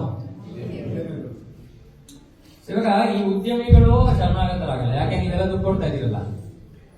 ಅವ್ರಿಗೆ ದೇವ್ರು ಬೇಡ. ಯಾಕೆ ಬೇಕು ದೇವರು? ನನಗೆ ಹಣ ಸಿಗ್ತಾ ಇದೆ, ನಾನು ಕಷ್ಟಪಡ್ತಾ ಇದ್ದೀನಿ, ನಾನು ದುಡ್ಡು ಉಪಯೋಗಿಸ್ತಾ ಇದ್ದೀನಿ, ನಾನು ದುಡ್ಡು ಕೊಡ್ತಾ ಇದ್ದೀನಿ, ನಾನೇ ದೇವ್ರ ಹತ್ರ ಹೋಗ್ಬೇಕು. ವಿಜ್ಞಾನಿಗಳಂತೂ ಅವರಿಗೆ ಗೊತ್ತೇ ಇಲ್ಲ. ಹೆಚ್ಚು ಕಡಿಮೆ ವಿಜ್ಞಾನಿಗಳು ನಾಸ್ತಿಕರು. ಅವ್ರು ದೇವರಲ್ಲಿ ನಂಬಲ್ಲ. ಯಾರ್ಯಾರು ಗೊತ್ತಾ? ಹಿಂದಿನ ಕಾಲದ ವಿಜ್ಞಾನಿಗಳು. ಹಿಂದಿನ ಕಾಲದ ವಿಜ್ಞಾನಿಗಳು ಅಂದ್ರೆ ಯಾರು? ಐಸಕ್ ನ್ಯೂಟನ್, ಗ್ಯಾಲಿಲಿಯೋ, ಇವರೆಲ್ಲ ಪ್ರಾರಂಭ. ಈ ವೈಜ್ಞಾನಿಕ ಅಭಿವೃದ್ಧಿ ಪ್ರಾರಂಭ ಆಗಿದೆ ಇವರಿಂದ. ಐಸಾಕ್ ನ್ಯೂಟನ್ ಬರೀತಾರೆ ಏನು ಅಂದ್ರೆ, ಮನುಷ್ಯನ ಬುದ್ಧಿ ಭಗವಂತ ಅನ್ನೋನು ಯಾರು ಏನೋ ಆಗ್ಲಿ ಸೃಷ್ಟಿ ಮಾಡಿರೋದನ್ನ ಕಂಡುಕೊಳ್ತಾ ಇದ್ದಾನೆ ಅಷ್ಟೇ. ಡಿಸ್ಕವರಿ ಅಂದ್ರೇನು, ಏನಿದೆಯೋ ಅದನ್ನ ಕಂಡುಕೊಳ್ಳೋದು, ಹುಡ್ಕೊಳ್ಳೋದು. ಹಿಂದಿನ ಕಾಲದ ವಿಜ್ಞಾನಿಗಳು ಹೇಳ್ತಾರೆ, ನಾವು ಏನನ್ನು ಆವಿಷ್ಕಾರ ಮಾಡ್ತಾ ಇಲ್ಲ, ಎಲ್ಲ ಆಗ್ಲೇ ಇದೆ, ನಾವು ಅದನ್ನ ಹುಡ್ಕೊಂಡು ಓಡಾಡ್ತಾ ಇದೀವಿ. ಓ ಈಗೂ ಮಾಡ್ಬೋದಾ, ಹಾಗೂ ಮಾಡ್ಬೋದಾ? ಸೊ ನಿಜವಾದ ವಿಜ್ಞಾನಿಗಳು ಅವರು ಯೋಚನೆ ಮಾಡಲ್ಲ, ಓ ದೇವರಿದ್ದಾನೆ. ಇವಾಗ ಮೇಲಿಂದ ಆಪಲ್ ಬಿದ್ದಿದ್ದು ಯಾರು ನೋಡಿದ್ರಪ್ಪ? ಅದಕ್ಕೆ ನಮ್ಗೆ ಆಪಲ್ ಬಿಡ್ತಾನೆ ಇಲ್ವಾ? ಅವನದನ್ನ ಬಿದ್ದು ಯೋಚನೆ ಮಾಡ್ತಾರೆ, ಯಾರು ಬಿಡಿಸ್ತಾ ಇದ್ದಾರೆ? ಹೆಂಗಂತ ಕೆಳಗಡೆನೆ ಬೀಳ್ತಾ ಇದೆ, ಯಾಕೆ ಮೇಲೆ ಹೋಗ್ತಾ ಇಲ್ಲ? ಅದೇ ಭಗವಂತ ಏನೋ ಸೃಷ್ಟಿ ಮಾಡಿದ್ದಾನೆ, ಯಾಕೆ ಸೃಷ್ಟಿ ಮಾಡಿದ್ದಾನೆ, ಏನದು ಅನ್ನೋದನ್ನ ಯೋಚನೆ ಮಾಡ್ತಾವ. ಇವಾಗ ನಾವು ಅವನನ್ನೇ ದೇವರ ತರ ಪೂಜೆ ಮಾಡ್ತೀವಿ. ಭಾರತದಲ್ಲಿ ಬರ್ತಾ ಇದೆ ಯಂಗರ್ ಜನರೇಷನ್ ದೇವರ ನಂಬಲ್ಲ, ಎಲ್ಲ ನಮ್ಮ ಸಾಮರ್ಥ್ಯ, ನಮ್ಮ ಶಕ್ತಿ ಅಂತ. ಸೊ ಇದು ಉದ್ಯಮಿಗಳು, ಅವರು ವಿಜ್ಞಾನಿಗಳು, ಇಬ್ಬರು ಆಡಳಿತಗಾರರು, ಪೊಲಿಟಿಷಿಯನ್ಸ್. ಅವ್ರಿಗೇನು ನಮ್ಮ ರಾಜ್ಯ ಅಷ್ಟೇ, ನಾವು ಎಷ್ಟು ವರ್ಷ ಆಳಕ್ಕಾಗುತ್ತೋ ಅಷ್ಟು, ಎಷ್ಟು ದುಡ್ಡು ಮಾಡ್ಕೋತೀವೋ ಅಷ್ಟೇ. ದೇವ್ರದ್ದು ಇಬ್ರು ಅಂದ್ರೆ ಏನಕ್ಕೆ ಮಾಡ್ತಾರೆ? ಓಟ್ ಸಿಗುತ್ತಾ? ಮಾಡ್ತೀವಿ, ಹೌದಾ? ಓಟ್ಗೋಸ್ಕರ ತಾನೇ ಎಲ್ಲ ನಡೀತಾ ಇರೋದು. ಸೊ ಇವರು ನಾಯಕರು, ದೊಡ್ಡ ದೊಡ್ಡ ಸ್ಥಾನದಲ್ಲಿ ಇರುವಂತವ್ರು, ಇವ್ರು ಯಾರು ದೇವರು ನಂಬಲ್ಲ. ಸೊ ಇಲ್ಲಿ ಅದಕ್ಕೆ ಕೃಷ್ಣ ಹೇಳ್ತಾರೆ, ಇಲ್ಲಿ ಅವರು ದುಷ್ಕೃತಿಗಳು, ಸಾಕಷ್ಟು ಬುದ್ಧಿ ಇದೆ, ಇಲ್ಲಾಂದ್ರೆ ಈ ಸ್ಥಾನ ಎಲ್ಲ ತಗೊಂಡು ಅವ್ರು ಏನೋ ನಿರ್ವಹಿಸಕ್ಕಾಗಲ್ಲ. ನಮ್ಮಂತ ಸಾಮಾನ್ಯ ಜನರಿಗೆ ಇವೆಲ್ಲ ಮಾಡಕ್ಕಾಗಲ್ಲ. ಅವ್ರಿಗೆ ಸಾಕಷ್ಟು ಬುದ್ಧಿ ಕೊಟ್ಟಿದ್ದಾರೆ ಭಗವಂತ, ಆದ್ರೆ ಅವ್ರು ಏನಾಗ್ತಿದ್ದಾರೆ? ದುಷ್ಕೃತಿಗಳು. ಇವಾಗ ಮೊದಲನೇ ವರ್ಗದವರು ಮೂಢರು. ಮೂಢರು ಅಂದ್ರೆ ಯಾರು? ಪ್ರೊಫಾಲ್ ಬರೀತಾರೆ. ಓಕೆ, ದಯವಿಟ್ಟು ಬೇಸರ ಪಡ್ಕೋಬೇಡಿ, ನಾವೆಲ್ಲರೂ ಇದರಲ್ಲಿ ಬರ್ತೀವಿ ಮೊದಲನೇ ವರ್ಗದಲ್ಲಿ. ಸೊ ತಾಳ್ಮೆಯಿಂದ ಕೇಳ್ಕೊಳ್ಳಿ. ಭಗವಂತ ಹೇಳ್ತಾ ಇದ್ದಾನೆ, ನಮ್ಮ ನಿಜವಾದ ಪರಿಚಯವನ್ನು ಕೊಡ್ತಾ ಇದ್ದಾನೆ, ಪರಿಚಯ ತಿಳ್ಕೊಳ್ಳಿ. ಮೂಢರು ಅಂದರೆ ಅತ್ಯಂತ ಮೂರ್ಖರು. ಇವರು ಹೊರೆಗಳನ್ನು ಸಾಗಿಸುವ ಪ್ರಾಣಿಗಳಂತೆ. ಅಂದ್ರೆ ಯಾರು? ಒಬ್ಬರ ಕತ್ತೆ ಅಂತ ಭಗವದ್ಗೀತೆ ಬರೆಯಕ್ಕಾಗ್ತಾ? ಅದಕ್ಕೆ ನಮಗ್ ಬಿಟ್ಬಿಡಿ, ನೀವ್ ಹೇಳಿ ಕತ್ತೆಗಳು. ಇವರು ತಮ್ಮ ಶ್ರಮದ ಫಲವನ್ನು ತಾವೇ ಸವಿಯಲು ಬಯಸುತ್ತಾರೆ ಅಲ್ವಾ? ನಾವು ಶ್ರಮ ಯಾಕೆ ಪಡ್ತಾ ಇರೋದು?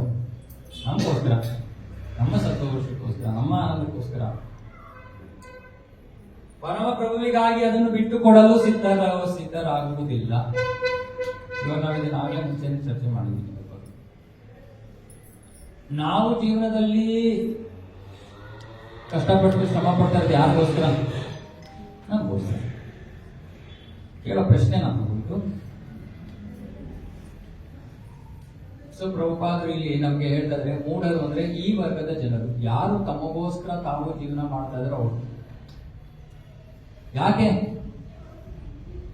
ಮೂಢರು ಇವರು? ಯಾಕಂದ್ರೆ ಇವರು ಭಗವಂತನ ಕಡೆ ಅಂತ ತಿರುಗಿ ನೋಡ್ತಾ ಇಲ್ಲ, ಭಗವಂತನಿಗೆ ಕೊಡ್ತಾನೂ ಇಲ್ಲ. ಯಾಕೆ ಕೊಡ್ಬೇಕು? ಅವನಿಗೇನೆಲ್ಲ ಇಲ್ವ ಅವನ ಹತ್ರ? ನಾವೇ ಕೊಡ್ಬೇಕು. ಮೂಡೋದು ಯಾಕೆ? ಯಾಕಂದ್ರೆ ನಮ್ಮ ಜೀವನದಲ್ಲಿ ನಮಗೆ ಏನೇನು ಲಭ್ಯವಾಗ್ತಾ ಇದೆಯೋ ಅದು ಅದಕ್ಕೆ ಕಾರಣ ಏನು?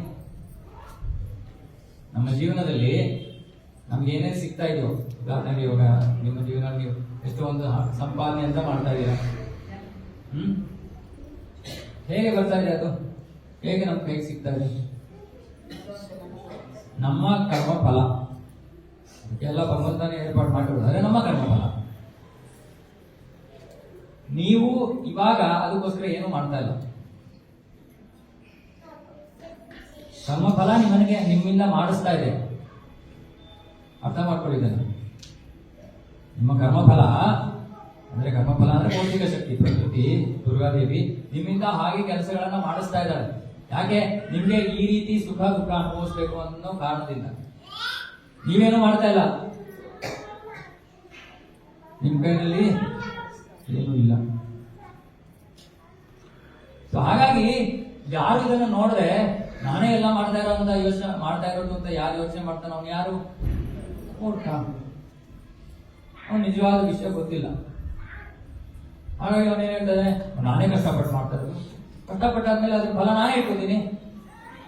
ಅವನು ನೋಡ್ತಾ ಇಲ್ಲ, ಅಪ್ಪ ಇದಕ್ಕೆಲ್ಲ ಕರ್ಮಫಲ ಕಾರಣ. ಆ ಕರ್ಮಫಲ ಸೃಷ್ಟಿ ಮಾಡಿರೋದು ಯಾರು? ಭಗವಂತ.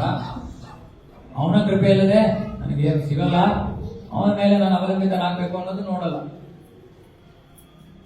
ಇಷ್ಟೊಂದು ಜನರ ಮನೆಯಲ್ಲಿ ಇವತ್ತು ಆಧುನಿಕ ಜೀವನ ನಡೆಸ್ತಾ ಇರುವಂತವ್ರು ಸಾಫ್ಟ್ವೇರ್ನವರು ಹೆಚ್ಚು ಕಡಿಮೆ. ನಾನು ಅದೇ ವರ್ಗದಲ್ಲಿದ್ದೆ ಒಂದು ಕಾಲದಲ್ಲಿ. ಎಷ್ಟೊಂದು ಜನರ ಮನೆಯಲ್ಲಿ ದೇವರು ಅಂತಾನೆ ಇಲ್ಲ. ಏನು ದೇವರ ಮನೆ ಅಂತ ಏನು ಇಲ್ಲ. ಯಾಕೆ ಬೇಕು? ಯಾರಿಗೆ ಸಮಯ ಇದೆ? ಸಮಯ ಎಲ್ಲಿದೆ? ಬೆಳಗ್ಗೆಲ್ಲ ಹೋಗ್ತಾರೆ. ನಾನು ನೋಡ್ತೀನಿ ನಮ್ಮ ಮನೆ ಮುಂದೆ 6:30ಗೆ ಮನೆಯಿಂದ ಹೊರಗಡೆ ಹೋಗ್ಬಿಡ್ತಾರೆ. ಯಾಕೆ? ಟ್ಯಾಕ್ಸಿ ಕ್ಯಾಬ್ ಬರುತ್ತೆ, ಕ್ಯಾಬ್ ಹತ್ಕೊಂಡು ಎಲೆಕ್ಟ್ರಾನಿಕ್ ಸಿಟಿಗೆ ಹೋಗ್ಬೇಕು. 1 ಗಂಟೆ 1.5 ಗಂಟೆ ಆಗುತ್ತೆ. ಸ್ವಲ್ಪ ಬೇಗ ಹೋದ್ರೆ ಸ್ವಲ್ಪ ಬೇಗ ಹೋಗ್ಬೋದು. ಏನ್ ಮಾಡ್ತಾರೆ? ಅಡುಗೆ ಕೂಡ ಮಾಡಕ್ ಸಮಯ ಇಲ್ಲ. ಅಷ್ಟು ಬೇಗ ಹೋಗ್ತಾರೆ ಆಫೀಸ್ಗೆ. ಬರೋದು ಏನ್ ಬೇಗ ಬರ್ತಾರೆ? ಇಲ್ಲ. ಹೋಗೋದು ಬೇಗ, ಬರೋದು ಲೇಟು. ಸಮಯ ಯಾರ ಹತ್ರ ಇದೆ? ಪತಿ ಪತ್ನಿ ಅಂತ ಮಾತಾಡಕ್ಕೆ ಏನಿವತ್ತು ವಾಟ್ಸ್ಆಪ್. ಮೊದಲು ಮುಖ ನೋಡೋದೇ ಇಲ್ಲ. ಯಾಕಂದ್ರೆ ಒಬ್ಬರೊಂದು ಟೈಮ್ ಹೋಗ್ತಾರೆ, ಇನ್ನೊಬ್ರು ಇನ್ನೊಂದು ಟೈಮ್ ಹೋಗ್ತಾರೆ, ಒಬ್ಬರೊಂದು ಟೈಮ್ ಬರ್ತಾರೆ, ಇನ್ನೊಂದು ಟೈಮ್ ಬರ್ತಾರೆ. ಸಂಬಂಧ ಏನ್ ಸಂಬಂಧ? ವಾಟ್ಸ್ಆಪ್ ಸಂಬಂಧ.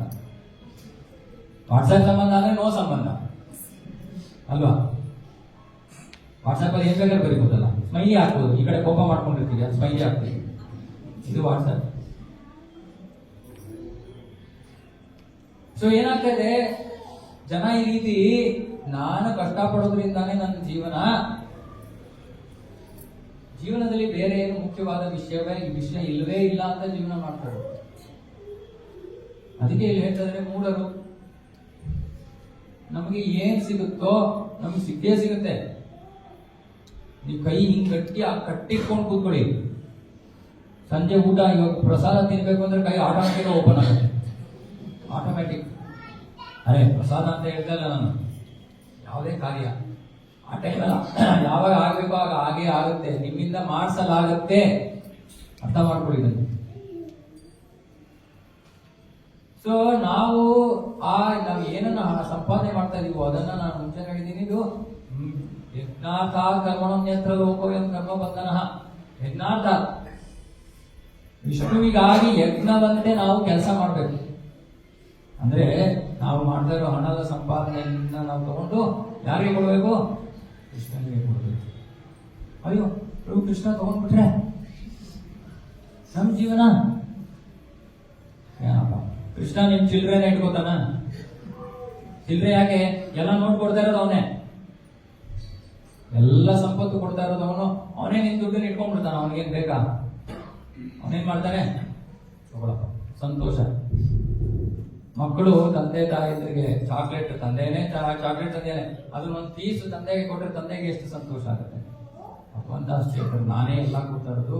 ಅರೆ ಅದನ್ನ ಪರಿಗಣಿಸಿ, ಅದನ್ನ ಗುರುತಿಸಿ ಯಾವ ಜೀವಿ ಅವನಿಗೆ ವಾಪಸ್ ಕೊಡ್ತಾನೋ ಭಗವಂತನೇ. ಆಹಾ ಎಷ್ಟು ಪ್ರಿಯ ಮಗ ನನ್ನ ಮಗ. ತಗೊಳಪ್ಪ, ಉಪಯೋಗಿಸ್ಕೊ.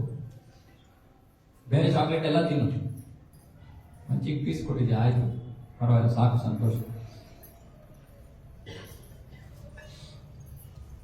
ಇದು ಗೃಹಸ್ಥರು ಮಾಡಬೇಕಾಗಿರೋ ಕೆಲಸ.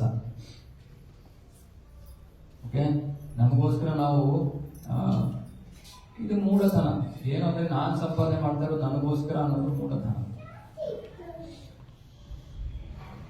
ನಮಗೋಸ್ಕರ ನಾವು ಸಂಪಾದನೆ ಮಾಡ್ತಾ ಇರೋದು ಮನೆಯನ್ನ ನಡೆಸೋದಕ್ಕೋಸ್ಕರ ಕೃಷ್ಣ ನಮಗೆ ಈ ಮಾರ್ಗವನ್ನು ಕೊಟ್ಟಿದ್ದಾನೆ, ಜೀವನ ದಾರಿಯನ್ನು ಕೊಟ್ಟಿದ್ದಾನೆ. ಸೊ ನನ್ನ ಕೃತಜ್ಞತೆ ಒಂದು ಚೂರು, ಭಗವಂತ ನೀನೆಲ್ಲ ನೀನೇ ಕೊಟ್ಟಿದ್ಯಪ್ಪ, ನಾನು ನಿಮ್ಗೊಂದು ಚೂರು ಸೇವೆ ಮಾಡೋಕೆ ಇಷ್ಟಪಡ್ತೀನಿ. ಯಾರದನ್ನು ಮಾಡೋದಿಲ್ವೋ ಮೊದಲ ವರ್ಗದವರು ಮೂಢರು, ಇವರು ಕೃಷ್ಣನಿಗೆ ಶರಣಾಗತರಾಗಿಲ್ಲ. ನಮ್ಗೆ ಅನಿಸ್ತಾ ಇರ್ಬೋದು ನಾನು ಶರಣಾಗತನಾಗಿದ್ದೀನಿ ಅಂತ. ಅರೆ ನಾವು ಇದನ್ನ ಮಾಡ್ತಾ ಇಲ್ಲ ಅಂದ್ರೆ ನಮಗೆ ಕೃಷ್ಣನಲ್ಲಿ ನಂಬಿಕೆ ಇಲ್ಲ, ನಾವು ನಮಗೋಸ್ಕರ ಜೀವನ ಮಾಡ್ಕೋತಾ ಇದ್ದೀವಿ. ಇದು ಮೊದಲ ವರ್ಗದ ದುಷ್ಕೃತಿಗಳು. ಆಗ ನಾವು ನಮ್ಮ ಬುದ್ಧಿಯನ್ನ ಕೆಟ್ಟ ರೀತಿಯಲ್ಲಿ ಬಳಸ್ತಾ ಇದ್ದೀವಿ. ಕೆಟ್ಟ ರೀತಿಯಲ್ಲಿ ಅಂದ್ರೆ ಯಾರು ತಲೆ ಹೊಡೆಯಕ್ಕಲ್ಲ. ಎಲ್ಲ ಸ್ವಲ್ಪ ವಯಸ್ಸಾದವ್ರು ದಯವಿಟ್ಟು ಒಳಗೆ ಬರೋಕ್ಕಿಂತ ಮುಂಚೆ ನೀವು ಮೊಬೈಲ್ ಫೋನ್ ಆಫ್ ಮಾಡ್ಕೊಬೇಕು. ಯಾಕಂದ್ರೆ ವಯಸ್ಸಾದವ್ರು ಯಾಕೆ ಹೇಳ್ತಾ ಇದೀನಿ, ನೀವು ಮೊಬೈಲ್ ಬ್ಯಾಗಲ್ಲೆಲ್ಲ ಇರುತ್ತೆ, ತೆಗೆದ್ರೊಳಗೆ ಬಹಳ ಸಮಯ ಆಗ್ತದೆ.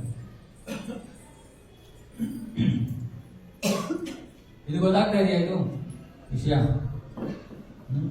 ಸೊ ನಾವು ಈ ಅಜ್ಞಾನದಲ್ಲಿ ಇರಬಾರ್ದು. ಅಜ್ಞಾನದಲ್ಲಿರೋರನ್ನ ಮೂರ್ಖರು ಅಂತ ಕರೀತಾ ಇರೋದು ಕೃಷ್ಣ.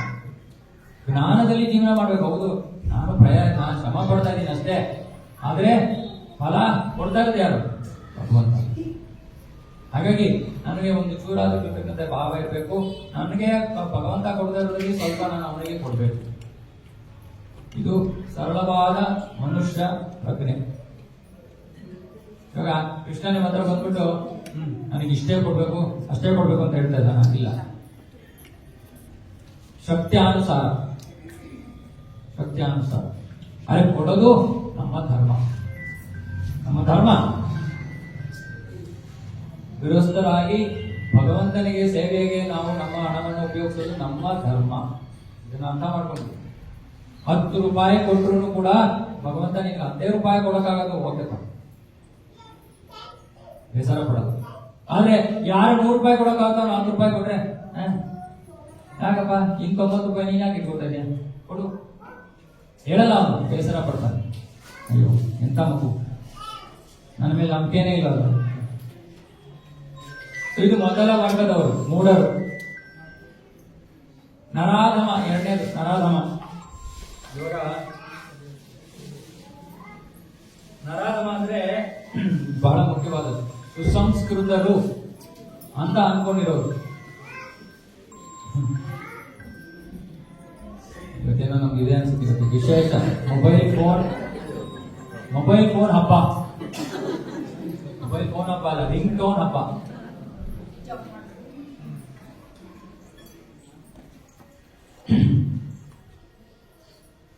ನನಗೆ ಬಹಳ ನೀವು ಡೈಜೆಸ್ಟ್ ಆಗೋದಕ್ಕೆ ಕಷ್ಟವಾದ ವಿಷಯ ಕೊಡ್ತಾ ಇದ್ದೀರಾ. ಹಾಗಾಗಿ ಮಧ್ಯ ಸ್ವಲ್ಪ ಮ್ಯೂಸಿಕ್ ಬರ್ತದೆ.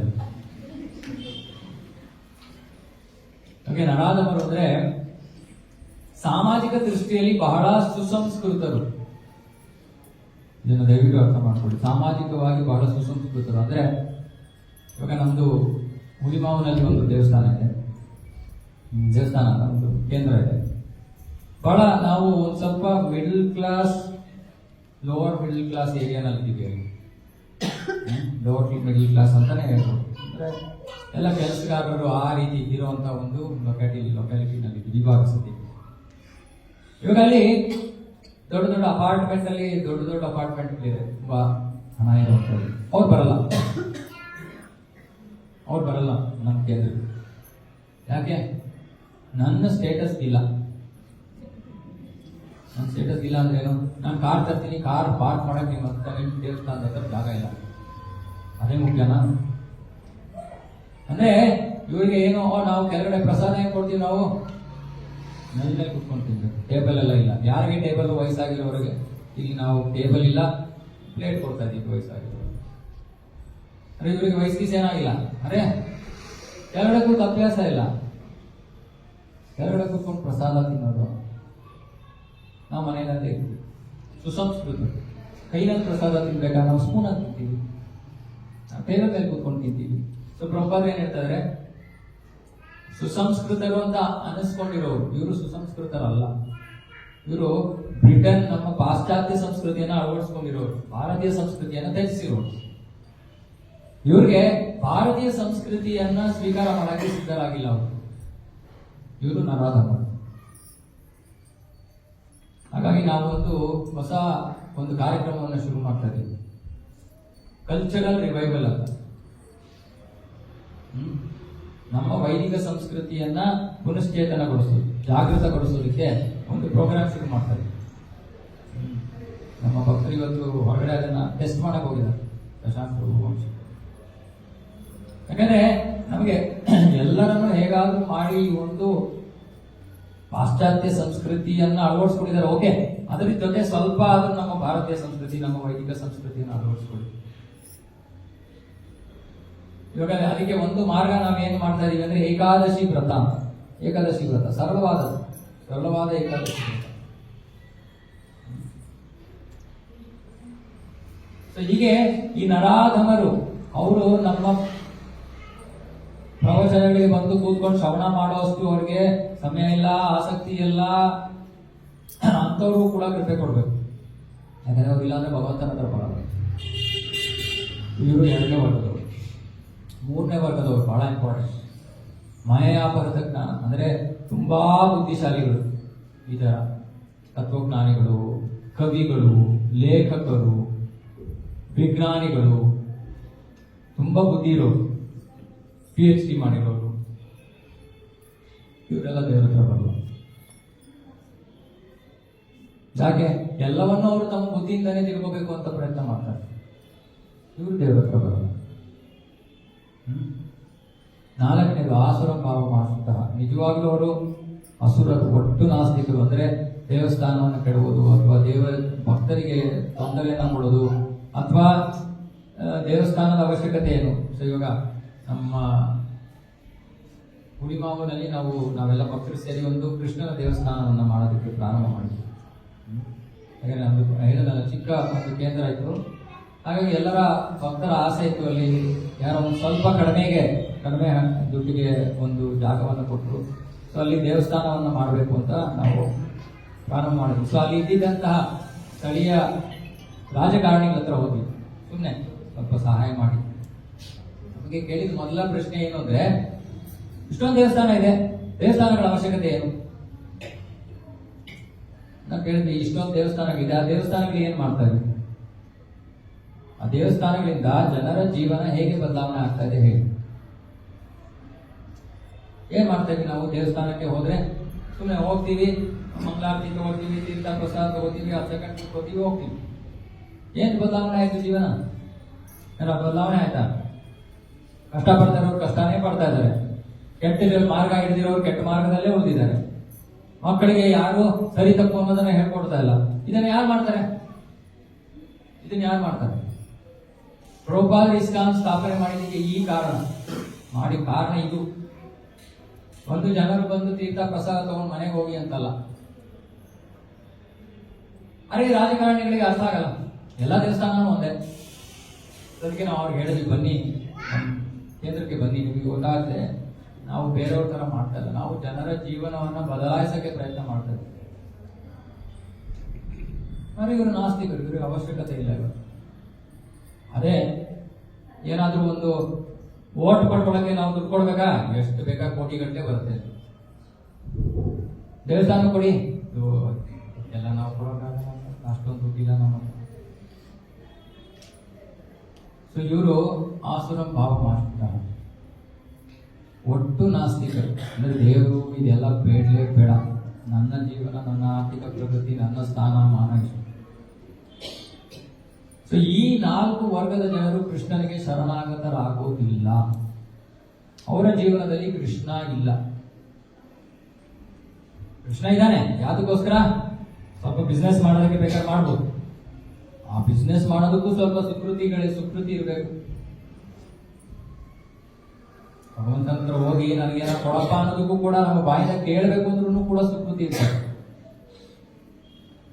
ಸೊ ಈ ವರ್ಗದಲ್ಲಿರೋರನ್ನ ಕೃಷ್ಣ ಕೆಳ ಲೋಕಗಳಿಗೆ ಅಂದ್ರೆ ಅವರ ಕರ್ಮಗಳಿಂದ ಅವರು ಕೆಳ ಲೋಕಗಳಿಗೆ ಹೋಗ್ತಾರೆ, ನರಕಕ್ಕೆ ಹೋಗ್ತಾರೆ, ಸಾಕಷ್ಟು ಕಷ್ಟವನ್ನು ಅನುಭವಿಸ್ತಾರೆ.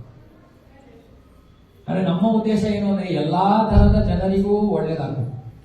ಯಾರು ಬಿಡಲ್ಲ, ನಾವ್ ಯಾರು ಬಿಡಲ್ಲ. ನಾವು ಮುಖ ನೋಡಿ ಮಣೆ ಹಾಕಲ್ಲ, ನಾವು ಮುಖ ನೋಡೋದೇ ಇಲ್ಲ, ಎಲ್ಲರಿಗೂ ಮಣೆ ಹಾಕಿದೀವಿ, ಯಾರು ಬೇಕಾದ್ರೂ ಕೂತ್ಕೋಬಹುದು. ಯಾಕೆಂದ್ರೆ ಎಲ್ಲಾ ವರ್ಗದ ಜನರು ಕೂಡ ಭಗವಂತನ ಕೃಪೆಗೆ ಪಾತ್ರರಾಗ್ತದೆ. ಇವಾಗ ನಾವು ಏನು ಮಾಡದೆ ಈ ಸಮಾಜನ ಹಿಂಗೆ ಬಿಟ್ರೆ ಸರ್ವನಾಶ ಆಗೋಗುತ್ತೆ, ಸರ್ವನಾಶ. ನೀವು ಯೋಚನೆ ಮಾಡಿ, ನಿಮ್ಮ ಮಕ್ಕಳು ಆಗುವಷ್ಟೊತ್ತಿಗೆ ಈ ಪ್ರಪಂಚ ಹೇಗಿರುತ್ತೆ? ಭಯ ಆಗಲ್ವಾ ನಿಮ್ಗೆ? ಎಷ್ಟು ಜನಕ್ಕೆ ಭವಿಷ್ಯ ಹೇಗಿರುತ್ತೋ, ನಮ್ಮ ಮಕ್ಕಳಿಗೆ ಸೂಕ್ತವಾಗಿರುತ್ತೋ ಇಲ್ವೋ ಅನ್ನೋ ಭಯ ಇದೆ. ಎಷ್ಟು ಜನರಿಗೆ ಭಯ ಇದೆ? ಯಾಕೆಂದ್ರೆ ಜಗತ್ತು ಅಷ್ಟು ವೇಗವಾಗಿ ಕೆಳಮಟ್ಟಕ್ಕೆ ಇಳಿತಾ ಇದೆ.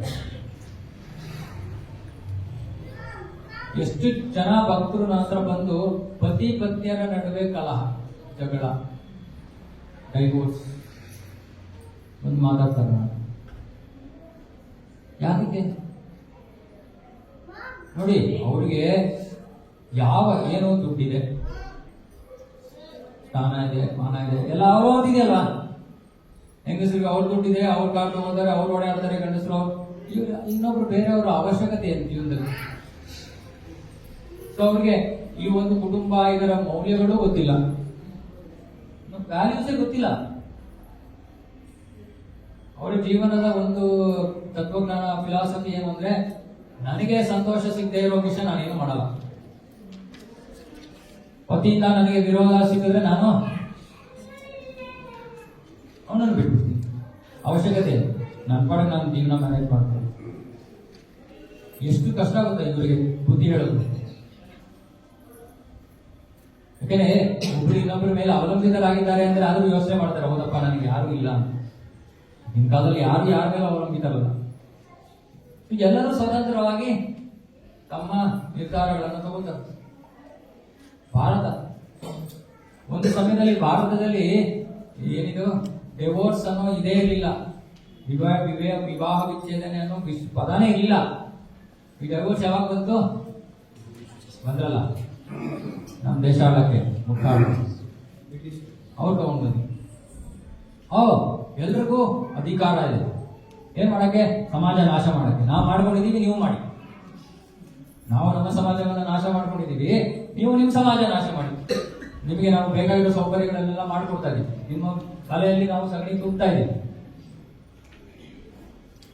ಇದು ನಮ್ಮ ಭಾರತದ ಪರಿಸ್ಥಿತಿ. ಬೇಸರ ಆಗುತ್ತೆ. ನಾನು ಬಹಳ ಕಠೋರವಾಗಿ ಮಾತಾಡ್ತಾ ಇದ್ದೀನಿ, ಆದ್ರೆ ಸಮಾಜ ಈ ದಿಕ್ಕಿನಲ್ಲಿ ಹೋಗ್ತಾ ಇದೆ. ದಯವಿಟ್ಟು ನೀವು ಎಲ್ಲರೂ ಜಾಗೃತರಾಗಬೇಕು. ನಾವಿಲ್ಲಿ ಪ್ರವಚನ ಮಾಡೋದು ಏನಪ್ಪಾ ಇದೆಲ್ಲ ಯಾಕೆ? ಯಾಕೆಂದ್ರೆ ಸಮಾಜ ಸರಿಯಾದ ದಿಕ್ಕಲ್ಲಿ ಹೋದ್ರೇನೆ ನಾವು ಸರಿಯಾಗಿ ಜೀವನ ನಡ್ಸಕ್ ಆಗೋದು. ಸಮಾಜವನ್ನ ಆ ಪತನದಿಂದ ನಾವು ಮೇಲೆ ಏರಿಸಬೇಕು. ಅದಕ್ಕೋಸ್ಕರ ಪ್ರಭುಪಾದ ಇಷ್ಟೊಂದು ಪುಸ್ತಕಗಳು ಬರ್ತೀವಿ. ಪ್ರಭುಪಾದ ಇಷ್ಟೊಂದು ಭಾವಾರ್ಥಗಳು ಬರೆಯೋ ಕಾರಣ ಏನು? ಯಾಕಂದ್ರೆ ಜನರಿಗೆ ಬುದ್ಧಿ ಹೇಳಬೇಕು. ನೀವು ಮಾಡ್ತಾ ತಪ್ಪು. ನಾಸ್ತಿಕರಾಗಬೇಡಿ, ದೇವರ ಹತ್ರ ಬನ್ನಿ. ಹಾಗಾಗಿ ಎಲ್ಲರಲ್ಲೂ ನಾನು ವಿನಂತಿ ಮಾಡೋದೇನೆಂದ್ರೆ, ಈ ಒಂದು ಭಗವದ್ ಭಕ್ತಿಯನ್ನ ದಯವಿಟ್ಟು ಎಲ್ಲರಿಗೂ ಹೇಳಿ. ಎಲ್ಲ ಮನುಷ್ಯನು ಕೂಡ ಭಗವದ್ ಭಕ್ತಿಯನ್ನು ಮಾಡಲೇಬೇಕು. ಯಾರು ನಿಮ್ಮ ಕೆಲಸ ಕಾರ್ಯಗಳನ್ನು ಬಿಟ್ಬಿಟ್ಟು ಇಲ್ಲಿ ಬನ್ನಿ ಅಂತ ಯಾರು ಹೇಳ್ತಲ್ಲ. ಅದ್ರ ಪಾಠದ ಒಂದು ಲೈನ್ ಅದು. ಇನ್ನೊಂದು ಲೈನು ದೇವರು ಯಾರು, ದೇವರ ಭಕ್ತಿ ಎಲ್ಲವನ್ನ ಜೀವನದಲ್ಲಿ ಅಳವಡಿಸ್ಕೊಳ್ಳಿಲ್ಲ ಅಂದ್ರೆ ಅವ್ರು ಮನುಷ್ಯರಾಗಿ ಉಳಿಯಲ್ಲ, ದುಷ್ಕೃತಿಗಳಾಗೋಗ್ತಾರೆ. ಎಲ್ಲರಿಗೂ ಹರಡೋದು. ಇವಾಗ ನಿಮ್ಗೆ ಯಾರು ಬಹಳ ಪ್ರೀತಿ ಪಾತ್ರ ಇರ್ತಾರೆ, ನಿಮ್ಮ ಅಣ್ಣ, ತಮ್ಮ, ಅಕ್ಕ, ತಂಗಿ, ಅಮ್ಮ, ಅಪ್ಪ, ಅತ್ತೆ, ಮಾವ ಇತ್ತೆ, ಎಲ್ಲರೂ ಹೇಳಿ ಭಗವಂತನ ಭಕ್ತಿ ಮಾಡ್ಬೇಕಂತ. ಜೀವನದಲ್ಲಿ ಬೇರೆ ಉದ್ದೇಶ ಇಲ್ಲ, ಗುರಿ ಇಲ್ಲ. ಹಣ ಸಂಪಾದನೆ ಮಾಡೋದೇ ಜೀವನದ ಉದ್ದೇಶ ಅಲ್ಲ. ಕೃಷ್ಣ ಭಕ್ತಿಯನ್ನು ಮಾಡೋದು ಜೀವನದ ಉದ್ದೇಶ. ಕೃಷ್ಣ ಅದಕ್ಕೆ ದುಡ್ಡು ಕೊಟ್ಟೆ ಕೊಡ್ತಾನೆ. ಅದಕ್ಕೆ ಕೃಷ್ಣ ಹೇಳ್ಬಿಟ್ಟಿದ್ದಾನೆ ಯೋಗಕ್ಷೇಮ ವಾಮ್ಯಂ, ನಿಮ್ಮ ಯೋಗಕ್ಷೇಮವನ್ನು ನಾನು ನೋಡ್ಕೊತೀನಿ ಅಂತ ಕೃಷ್ಣ ಮಾತು ಕೊಟ್ಟಿದ್ದಾನೆ ಭಗವದ್ಗೀತೆಯಲ್ಲಿ. ಸೊ ಅದ್ರ ಬಗ್ಗೆ ನಾವು ಚಿಂತೆ ಮಾಡ್ಬೇಕಾಗಿಲ್ಲ. ಅದು ಏನು ಕೃಷ್ಣ ನಿಮ್ಗೆ ಕೆಲಸ ಬಿಟ್ಟು ಕೂತ್ಕೊಳ್ಳಿ ಅಂತ ಹೇಳ್ತಾರೆ. ನಮ್ಮ ಭಕ್ತರೆಲ್ಲ ಇಲ್ಲಿ ಸೇವೆ ಮಾಡ್ತಾ ಇದ್ದಾರೆ, ಎಲ್ಲರೂ ಅವ್ರವ್ರ ಕೆಲಸ ಕಾರ್ಯಗಳಲ್ಲಿ ತೊಡಗಿದ್ದಾರೆ. ನಂತರ ಉಪಯೋಗ ಇಲ್ಲದೆ ಯಾರು ಗೊತ್ತಿಲ್ಲ, ಎಲ್ಲರೂ ಅವ್ರವ್ರ ಕೆಲಸ ಕಾರ್ಯಗಳಲ್ಲಿದ್ದಾರೆ. ಆದ್ರೆ ಅದೊಂದೇ ಜೀವನದ ಮಾರ್ಗ ಅಲ್ಲ. ಜೀವನದಲ್ಲಿ ಭಗವಂತನ ಭಕ್ತಿ ಮಾಡೋದು ಅಷ್ಟೇ ಮುಖ್ಯ ಅನ್ನೋದನ್ನ ತಿಳ್ಕೊಂಡು ಅದನ್ನು ಅವರ ಜೀವನದಲ್ಲಿ ಅಳವಡಿಸ್ಕೊಳ್ಳೋಕೆ ಪ್ರಯತ್ನ ಮಾಡ್ತಾರೆ. ಹಾಗಾಗಿ ಕೃಷ್ಣನಿಗೆ ಶರಣಾಗತರಾಗ್ತಾರೆ. ನಮ್ಮೆಲ್ಲರ ಗುರಿ ಇದೊಂದೇ, ಕೃಷ್ಣನಿಗೆ ಶರಣಾಗತರಾಗಬೇಕು. ಇಲ್ಲಾಂದ್ರೆ ಬೇರೆ ಯಾರೂ ಇಲ್ಲ. ಯಾರು ಹೇಳು ನಾನು ದೇವ್ರು ನಂಬಲ್ಲ ಅಂತ, ದೇವ್ರು ನಂಬಲಿಲ್ಲ ಅಂದ್ರೆ ಎಲ್ಲಿಗಪ್ಪ ಹೋಗ್ತೀಯಾ? ಎಲ್ಲಿಗೆ ಹೋಗ್ತೀಯಾ ಹೇಳು? ಯಾವ್ದಾದ್ರು ಜಾಗ ಇದೆಯಾ? ದೇವ್ರು ಇಲ್ಲದೆ ಇರೋ ಜಾಗ ಇದೆಯಾ? ಇದ್ರೆ ಹೇಳಿ ನೋಡೋಣ. ಅದರ ಜಾಗ ಯಾವುದು ಇಲ್ಲ. ಸೊ ಪ್ರತಿಯೊಬ್ಬರಿಗೂ ಇದು ಬೇಕಾಗಿರೋ ವಿಷಯ. ದಯವಿಟ್ಟು ನಿಮ್ಮ ರೀತಿಯಲ್ಲಿ ನೀವು ಅವ್ರಿಗೆ ಹೇಳ್ಬೋದು, ನಿಮ್ಮ ಭಾಷೆಯಲ್ಲಿ ನೀವು ಅವ್ರಿಗೆ ಹೇಳಿ. ಬನ್ನಿ ಬರಬೇಕು.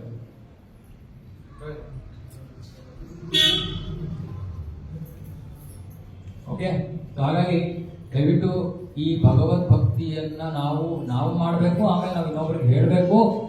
ಇಲ್ಲಾಂದ್ರೆ ಜನರು ದುಷ್ಕೃತಿಗಳಾಗೋಗ್ತಾರೆ.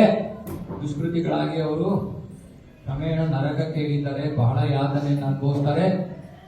ಅದು ಭಗವಂತನಿಗೂ ಇಷ್ಟ ಇಲ್ಲ, ಭಕ್ತರಿಗೂ ಇಷ್ಟ ಇಲ್ಲ. ಓಕೆನಾ? ಏನಾದ್ರು ಪ್ರಶ್ನೆ ಇದೆಯಾ?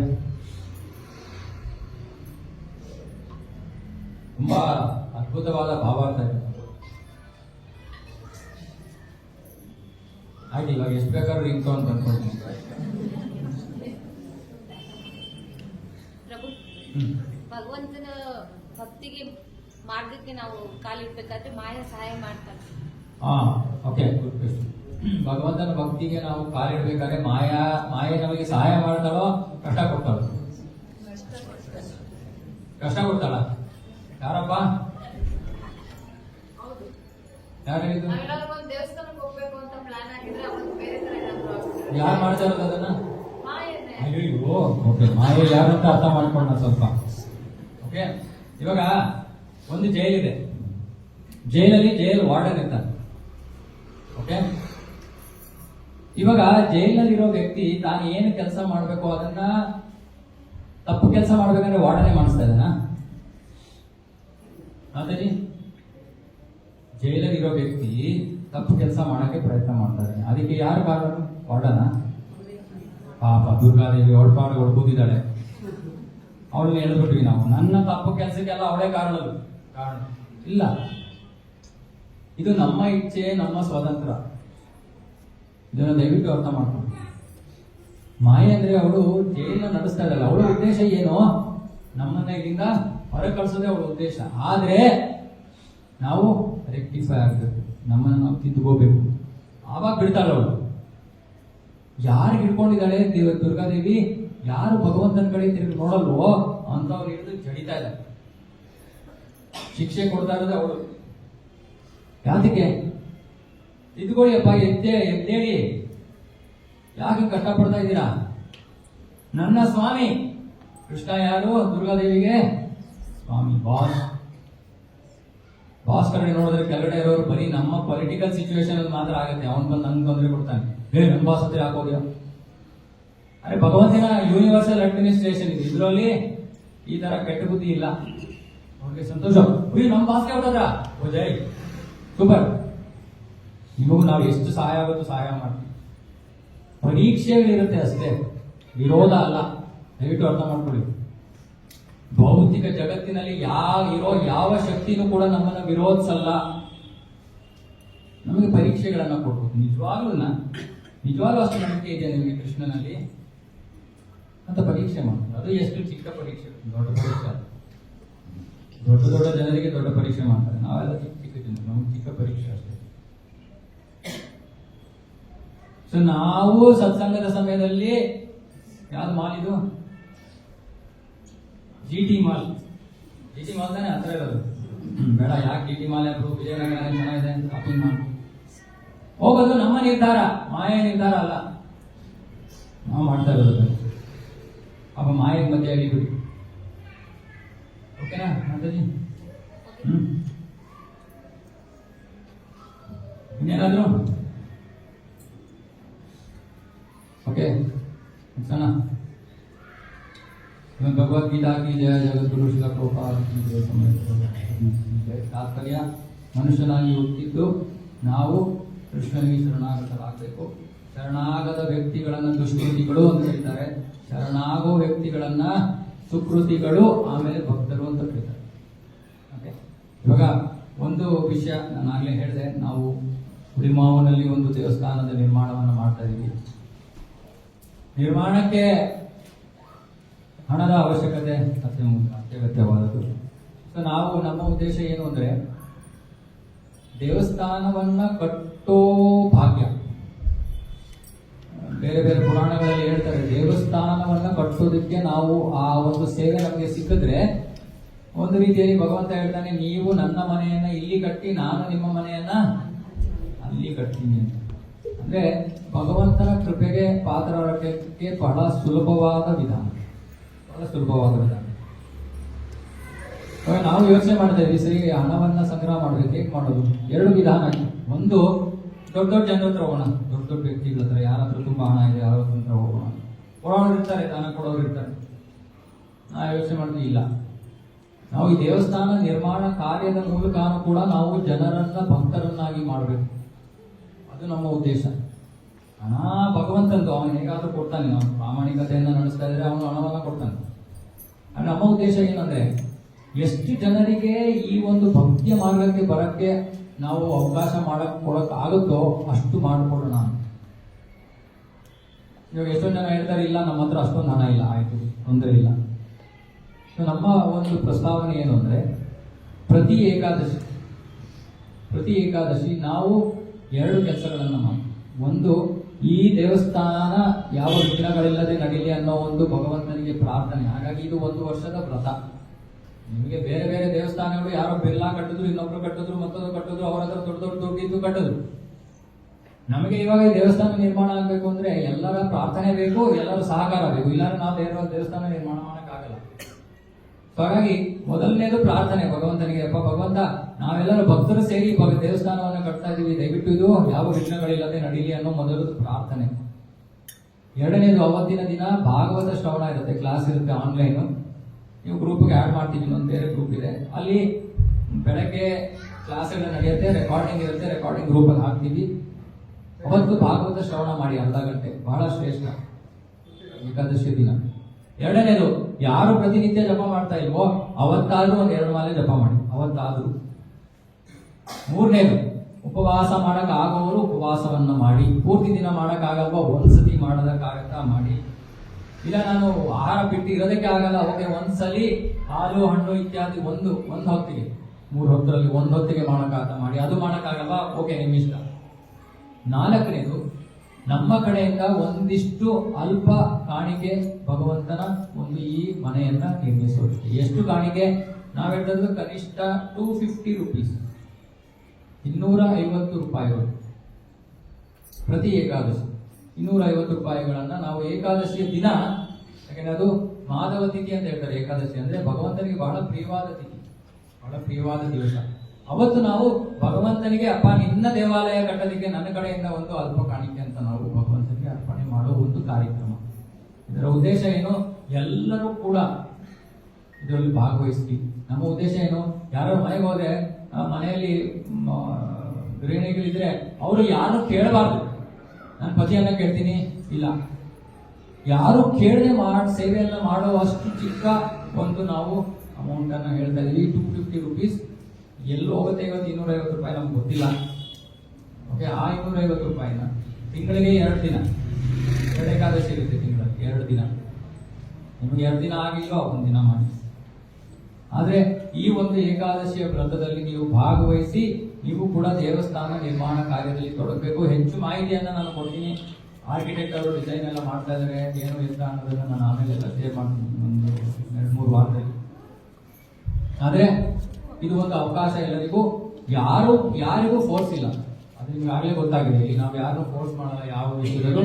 ನಿಮಗೆ ಇದು ಮಾಡೋದ್ರಿಂದ ಒಳ್ಳೇದು, ನನಗೆ ಸಂತೋಷ ಆಗ್ತದೆ. ಯಾರೋ ಕಾಲ್ ಮಾಡಿದ್ರು, ಈ ಕಾರ್ಯಕ್ರಮ ಕೇಳ್ಬಿಟ್ರು. ನಾವು ಅಲ್ಲಿ ಹುಳಿಮಾವನಲ್ಲಿ ಅವರು ಗಾರ್ಮೆಂಟ್ ಫ್ಯಾಕ್ಟ್ರಿನಲ್ಲಿ ಕೆಲಸ ಮಾಡ್ತಾರೆ ಮಾತಾಡಿ. ಅಂದ್ರೆ ಗಾರ್ಮೆಂಟ್ ಫ್ಯಾಕ್ಟ್ರಿ ಮಾಡ್ತಾರೆ ಅಂದ್ರೆ ನಿಜವಾಗ್ಲೂ ಪಾಪ ಅಂತ ಪರಿಸ್ಥಿತಿಯಲ್ಲಿದ್ದಾರೆ. ಆದರೆ ಅವರು ನನಗೆ ಮುಂಚೆ ಫಸ್ಟ್ ಫೋನ್ ಮಾಡಿದ ತಕ್ಷಣ ನನಗೆ ಹೇಳಿದ್ರು, ನನಗೆ ಬಹಳ ಸಂತೋಷ ಆಗ್ತದೆ, ನಾನು ಯಾವತ್ತಾದ್ರೂ ದೇವಸ್ಥಾನವನ್ನ, ಭಗವಂತನ ದೇವಸ್ಥಾನ ನಿರ್ಮಾಣ ಮಾಡಕ್ಕೆ ನನ್ನ ಕೈಯಿಂದ ಏನಾದ್ರು ನಾನು ಸಹಾಯ ಮಾಡ್ತೀನಿ ಅಂತ ನಾನು ಯಾವತ್ತೂ ಅನ್ಕೊಂಡಿರ್ಲಿಲ್ಲ. ಸಂತೋಷವಾಗಿ ಹೇಳಿದ್ರು. ನನಗೆ 250 ರೂಪಾಯಿ ಕೊಡೋಕ್ಕಾಗಲ್ಲ, ನಾನು ಅಂತ ಪರಿಸ್ಥಿತಿಯಲ್ಲಿ ಇದ್ದೀನಿ. ನಾನು ಹೇಳಿದೆ, ಮಾತಾಜಿ ನಿಮಗೆ ಎಷ್ಟು ಇಷ್ಟನೂ ನೀವು ಕೊಡಿ, ಭಗವಂತ ಸ್ವೀಕಾರ ಮಾಡ್ತಾನೆ. ನಿಮ್ಮ ಮನಸ್ಸನ್ನು ನೋಡಿದಾನೆ ಭಗವಂತ. ಸೊ ನಿಮ್ಮ ಕೈನಲ್ಲಿ ಅದಕ್ಕೆ ಶಕ್ತ್ಯಾನುಸಾರ ಅಂತ ನಾನು ಹೇಳ್ತಾ ಇರೋದು. ಯಾರೋ 2500 ಕೊಡಕ್ಕಾಗೋರು 250 ಕೊಟ್ರೆ ನಿಮ್ ಇಷ್ಟ, ನಿಮಗೆ ಎಷ್ಟು ಬೇಕು ಕೊಡಿ, ನಿಮ್ಗೆ ಇಷ್ಟ. ಆದ್ರೆ ನಮ್ಮ ದೇವಸ್ಥಾನವನ್ನ ನಾವು 1 ವರ್ಷದೊಳಗೆ ಕಟ್ಟಬೇಕು ಅಂತ ಇದೀವಿ. ಅದರ ಒಟ್ಟು ಪ್ರಾಜೆಕ್ಟ್ ಕಾಸ್ಟ್ 3-3.5 ಕೋಟಿ ಇದೆ. ಆದ್ರೆ ನಮ್ಮ ಉದ್ದೇಶ ಏನು, ಎಲ್ಲರನ್ನು ಸೇರಿಸಿ ಎಲ್ಲರೂ ಕೂಡ ಇದರಲ್ಲಿ ಭಾಗವಹಿಸ್ತೀವಿ ಅನ್ನೋ ಉದ್ದೇಶದಿಂದ ಇದನ್ನು ಮಾಡ್ತಾ ಇದೀವಿ. ಯಾರು ಈ ವ್ರತದಲ್ಲಿ ಭಾಗವಹಿಸೋದಕ್ಕೆ ನಿಮ್ಗೆ ಇಷ್ಟ ಇದ್ರೆ, ನಮ್ಮ ಶ್ರುತಿ ಮಾತಾಜಿ ಇದ್ದಾರೆ, ರಾಧಿಕಾ ಮಾತಾಜಿ, ಜಯಶ್ರೀ ಮಾತಾಜಿ ಎಲ್ಲರೂ ಇದ್ದಾರೆ, ಅವ್ರಿಗೆ ಯುವರಾಣಿ ಮಾತಾಜಿ ಇದ್ದಾರೆ. ಎಲ್ಲರೂ ನಮ್ಮ ಯಾರು ಭಕ್ತರು ಇದ್ದಾರೋ ಇಲ್ಲಿ ಸೇವಾಕರ್ತರು, ಅವ್ರಿಗೆ ಹೋಗೋಕ್ಕಿಂತ ಮುಂಚೆ ನಿಮ್ಮ ಹೆಸರನ್ನ ಕೊಡಿ. ನಮ್ಮ ಒಂದು ವಾಟ್ಸ್ಆಪ್ ಗ್ರೂಪ್ ಇದೆ, ಏಕಾದಶಿ ವ್ರತ ವಾಟ್ಸ್ಆಪ್ ಗ್ರೂಪ್, ಅದಕ್ಕೆ ಆ್ಯಡ್ ಮಾಡ್ತೀವಿ. ಅದ್ರಲ್ಲಿ ನಿಮಗೆ ಮೆಸೇಜ್ ಬರುತ್ತೆ, ಏಕಾದಶಿ ಮತ್ತೆ ಕ್ಲಾಸ್ಗೆ ಲಿಂಕ್ ಬರುತ್ತೆ, ರೆಕಾರ್ಡಿಂಗ್ ಬರುತ್ತೆ. ಇಷ್ಟು ವಿಷಯಗಳು ಅವತ್ತು ಒಂದು ತಿಂಗಳಿಗೆ 2 ದಿನ ನಡೆಯುತ್ತೆ. ಯಾರಿಗೆ ಆಸಕ್ತಿ ಇದೆಯೋ, ಯಾರಿಗೆ ಈ ಒಂದು ಸೇವೆಯಲ್ಲಿ ಭಾಗವಹಿಸೋಕೆ ಆಸಕ್ತಿ ಇದೆಯೋ, ನೀವು ಇದನ್ನ ಮಾಡ್ಬೋದು ಅಂತ. ಓಕೆ, ಹೆಚ್ಚು ಮಾಹಿತಿ ನಾನು ಕೊಡ್ತೀನಿ. ಹೆಚ್ಚು ಜನ ನಾನು ಕೇಳ್ತಾ ಇದ್ರು, ಇಸ್ಕಾನ್ ದೇವಸ್ಥಾನ ಅಂದ್ರೆ ಇಸ್ಕಾನ್ ದುಡ್ಡು ಕೊಡಲ್ವಾ ಅಂತ. ಇಸ್ಕಾನ್ ಅಂದ್ರೆ ಭಕ್ತರು, ಇಸ್ಕಾನ್ ಕಂಪನಿ ಅಲ್ಲ. ಇವಾಗ ಇಲ್ಲಿ ನಾವು ಇದನ್ನ ನಡೆಸಬೇಕು ಅಂದ್ರೆ ಎಲ್ಲಿಂದ ದುಡ್ಡು ಬರ್ತಾ ಇದೆ? ಭಕ್ತರಿಂದ. ನಮಗೆ ಪ್ರಸಾದಕ್ಕೂ ದುಡ್ಡು ಕೊಡಬೇಕು, ಈ ಜಾಗಕ್ಕೂ ದುಡ್ಡು ಕೊಡಬೇಕು. ಆದ್ರೆ ನಾವು ಯಾರಿಗೂ ಕೇಳಲ್ಲ ನೀವು ಕೊಡಿ ಅಂತ. ಯಾರ್ಯಾರ ಮನಸ್ಸಿದೆಯೋ ಅವ್ರು ಕೊಡ್ತಾ ಇದ್ದಾರೆ. ಇಲ್ಲೂ ಎಷ್ಟೊಂದು ಜನ ಭಕ್ತರು ಆಗಲೇ ನಮಗೆ ರೆಗ್ಯುಲರ್ ಆಗಿ ಮಂತ್ಲಿ ಸೇವೆಯನ್ನು ಮಾಡ್ತಾ ಇದ್ದಾರೆ. ಅವರ ಸಹಕಾರದಿಂದ, ನಾವು ಸಹಾಯದಿಂದ ನಾವು ನಡೆಸ್ತಾ ಇದ್ದೀವಿ. ಸೊ ಅಷ್ಟೇ, ಇಸ್ಕಾನಿನ ಎಲ್ಲಾ ಕಾರ್ಯಗಳು ಇದೇ ರೀತಿ. ನಾವು ದೇವಸ್ಥಾನವನ್ನು ಕಟ್ತಾ ಇದ್ದೀವಿ, ಇಸ್ಕಾನ್ ಕಟ್ತಾ ಇದ್ದೀವಿ. ಆಮೇಲೆ ಇಸ್ಕಾನ್ ಬೋರ್ಡ್ ಹಾಕ್ತೀವಿ. ಯಾಕಂದ್ರೆ ನಾವು ಯಾವುದೋ ಒಂದು ಕೇಂದ್ರಕ್ಕೆ ಸೇರಿರೋರು, ಹಾಗಾಗಿ ಬೋರ್ಡ್ ಹಾಕ್ತೀವಿ. ಇದನ್ನ ಅರ್ಥ ಮಾಡ್ಕೊಳ್ಳಿ. ಯಾಕಂದ್ರೆ ಬಹಳ ಜನರು ನಂಗೆ ಪ್ರಶ್ನೆ ಕೇಳ್ತಾ ಇದ್ರು, ಇಸ್ಕಾನ್ ನಿಮ್ಗೆ ದುಡ್ಡು ಕೊಡಲ್ವಾ ಅಂತ. ಅದು ದುಡ್ಡು ಕೊಡೋಂಗಿದ್ರೆ ನಾವ್ಯಾಕಪ್ಪ ಇದೊಂದು ಪ್ರಶ್ನೆ ಮಾಡ್ತಾ ಇದ್ವಿ. ಆವಾಗ ಕೃಪೆ ಅವ್ರು ಕೊಡೋಗ್ಬಿಡುತ್ತೆ, ನಮ್ಗೆ ಸಿಗುತ್ತೆ. ಭಗವಂತ ನೀನೆಲ್ಲ ನನ್ನ ದೇವಸ್ಥಾನ ಕಟ್ಟದೆ, ಯಾರೋ ಕಟ್ಟಿದ್ರು, ಅವ್ರಿಗೆ ಕೃಪೆ ಕೊಡ್ತೀನಿ ನಾನು. ಇಲ್ಲ ಬೇಡ, ನಾವು ಕೃಪೆ ಬೇಕು, ಭಗವಂತನ ಮನೆಯನ್ನ ಕಟ್ಟೋ ಕೃಪೆ ಬೇಕು. ಸೊ ಹಾಗಾಗಿ ಯಾರಿಗೆ ಆಸಕ್ತಿ ಇದೆಯೋ ನಿಮ್ಮ ಹೆಸರನ್ನ ಕೊಟ್ಟು. ಓಕೆ, ಮತ್ತೆ ಪತಿ ಕೊಟ್ಟರು, ಪತಿ ಕೊಟ್ಟರು ಅನ್ಬೇಡಿ. ಎಲ್ಲರಿಗೂ ನಿಮ್ದೇ ಆದ ಭಗವಂತನ ಕೃಪೆ ಬೇಕು. ಆದವರು ಇಬ್ರು ಕೊಡಿ, ಇಲ್ಲ ಅಂದ್ರೆ ಒಬ್ರು ಕೊಡಿ. ಓಕೆ, ಏನಾದ್ರು ಪ್ರಶ್ನೆ ಇದೆಯಾ ಇದ್ರ ಬಗ್ಗೆ? ಇನ್ನೊಂದು ಪ್ರಶ್ನೆ ಬರ್ಬೋದು, ನಾನು ಇಲ್ಲಿದ್ದೀನಿ ವಿಜಯನಗರದಲ್ಲಿ, ನನಗೂ ಉಳಿಮಾವು ಏನ್ ಸಂಬಂಧ? ನೀವು ಇಲ್ಲಿದ್ದೀರಾ, ವೈಕುಂಠಕ್ಕೆ ಹೋಗ್ಬೇಕು, ಅದಕ್ಕೂ ನಮಗೂ ಏನ್ ಸಂಬಂಧ ಅಂದ್ರೆ ನಾವು ಇಲ್ಲೇ ಕೂತಿರ್ಬೋದು. ಭಗವಂತನ ದೇವಸ್ಥಾನ, ನೀವು ಬನ್ನಿ ಅಲ್ಲಿಗೆ, ನಮ್ಗೇನು ಬೇಸರ ಇಲ್ಲ. ಇಲ್ಲೇ ಇದ್ರು ಕೂಡ ಭಗವಂತ ನೋಡಿದಾನೆ, ವಿಜಯನಗರದಿಂದ ಭಕ್ತರು ನನ್ನ ದೇವಾಲಯಕ್ಕೆ ನಿರ್ಮಾಣ ಕಾರ್ಯ ಸಹಾಯ ಮಾಡ್ತಾರೆ. ಅವನು ಗುರುತಿಸೋದು ಮುಖ್ಯ ಅಲ್ವಾ? ತಿರುಪತಿಗೆ ದುಡ್ಡು ಹಾಕಿ ಹೋಗ್ತೀವಿ, ಎಷ್ಟು ವರ್ಷಕ್ಕೆ ಒಂದ್ಸತಿ ಹೋಗ್ತೀವಲ್ವಾ? ಬಾಲಾಜಿಗೆ ಏನಪ್ಪ ನಾನೇ ನೀನು ದುಡ್ಡು ಕೊಡ್ಲಿ, ಅದೇ ರೀತಿ. ಓಕೆ, ಭಗವದ್ಗೀತಾ ಕಿ ಜಯ, ಜಗದ್ಗುರು ಶಿಲ ಪ್ರಭುಪಾದ ಕಿ ಜಯ.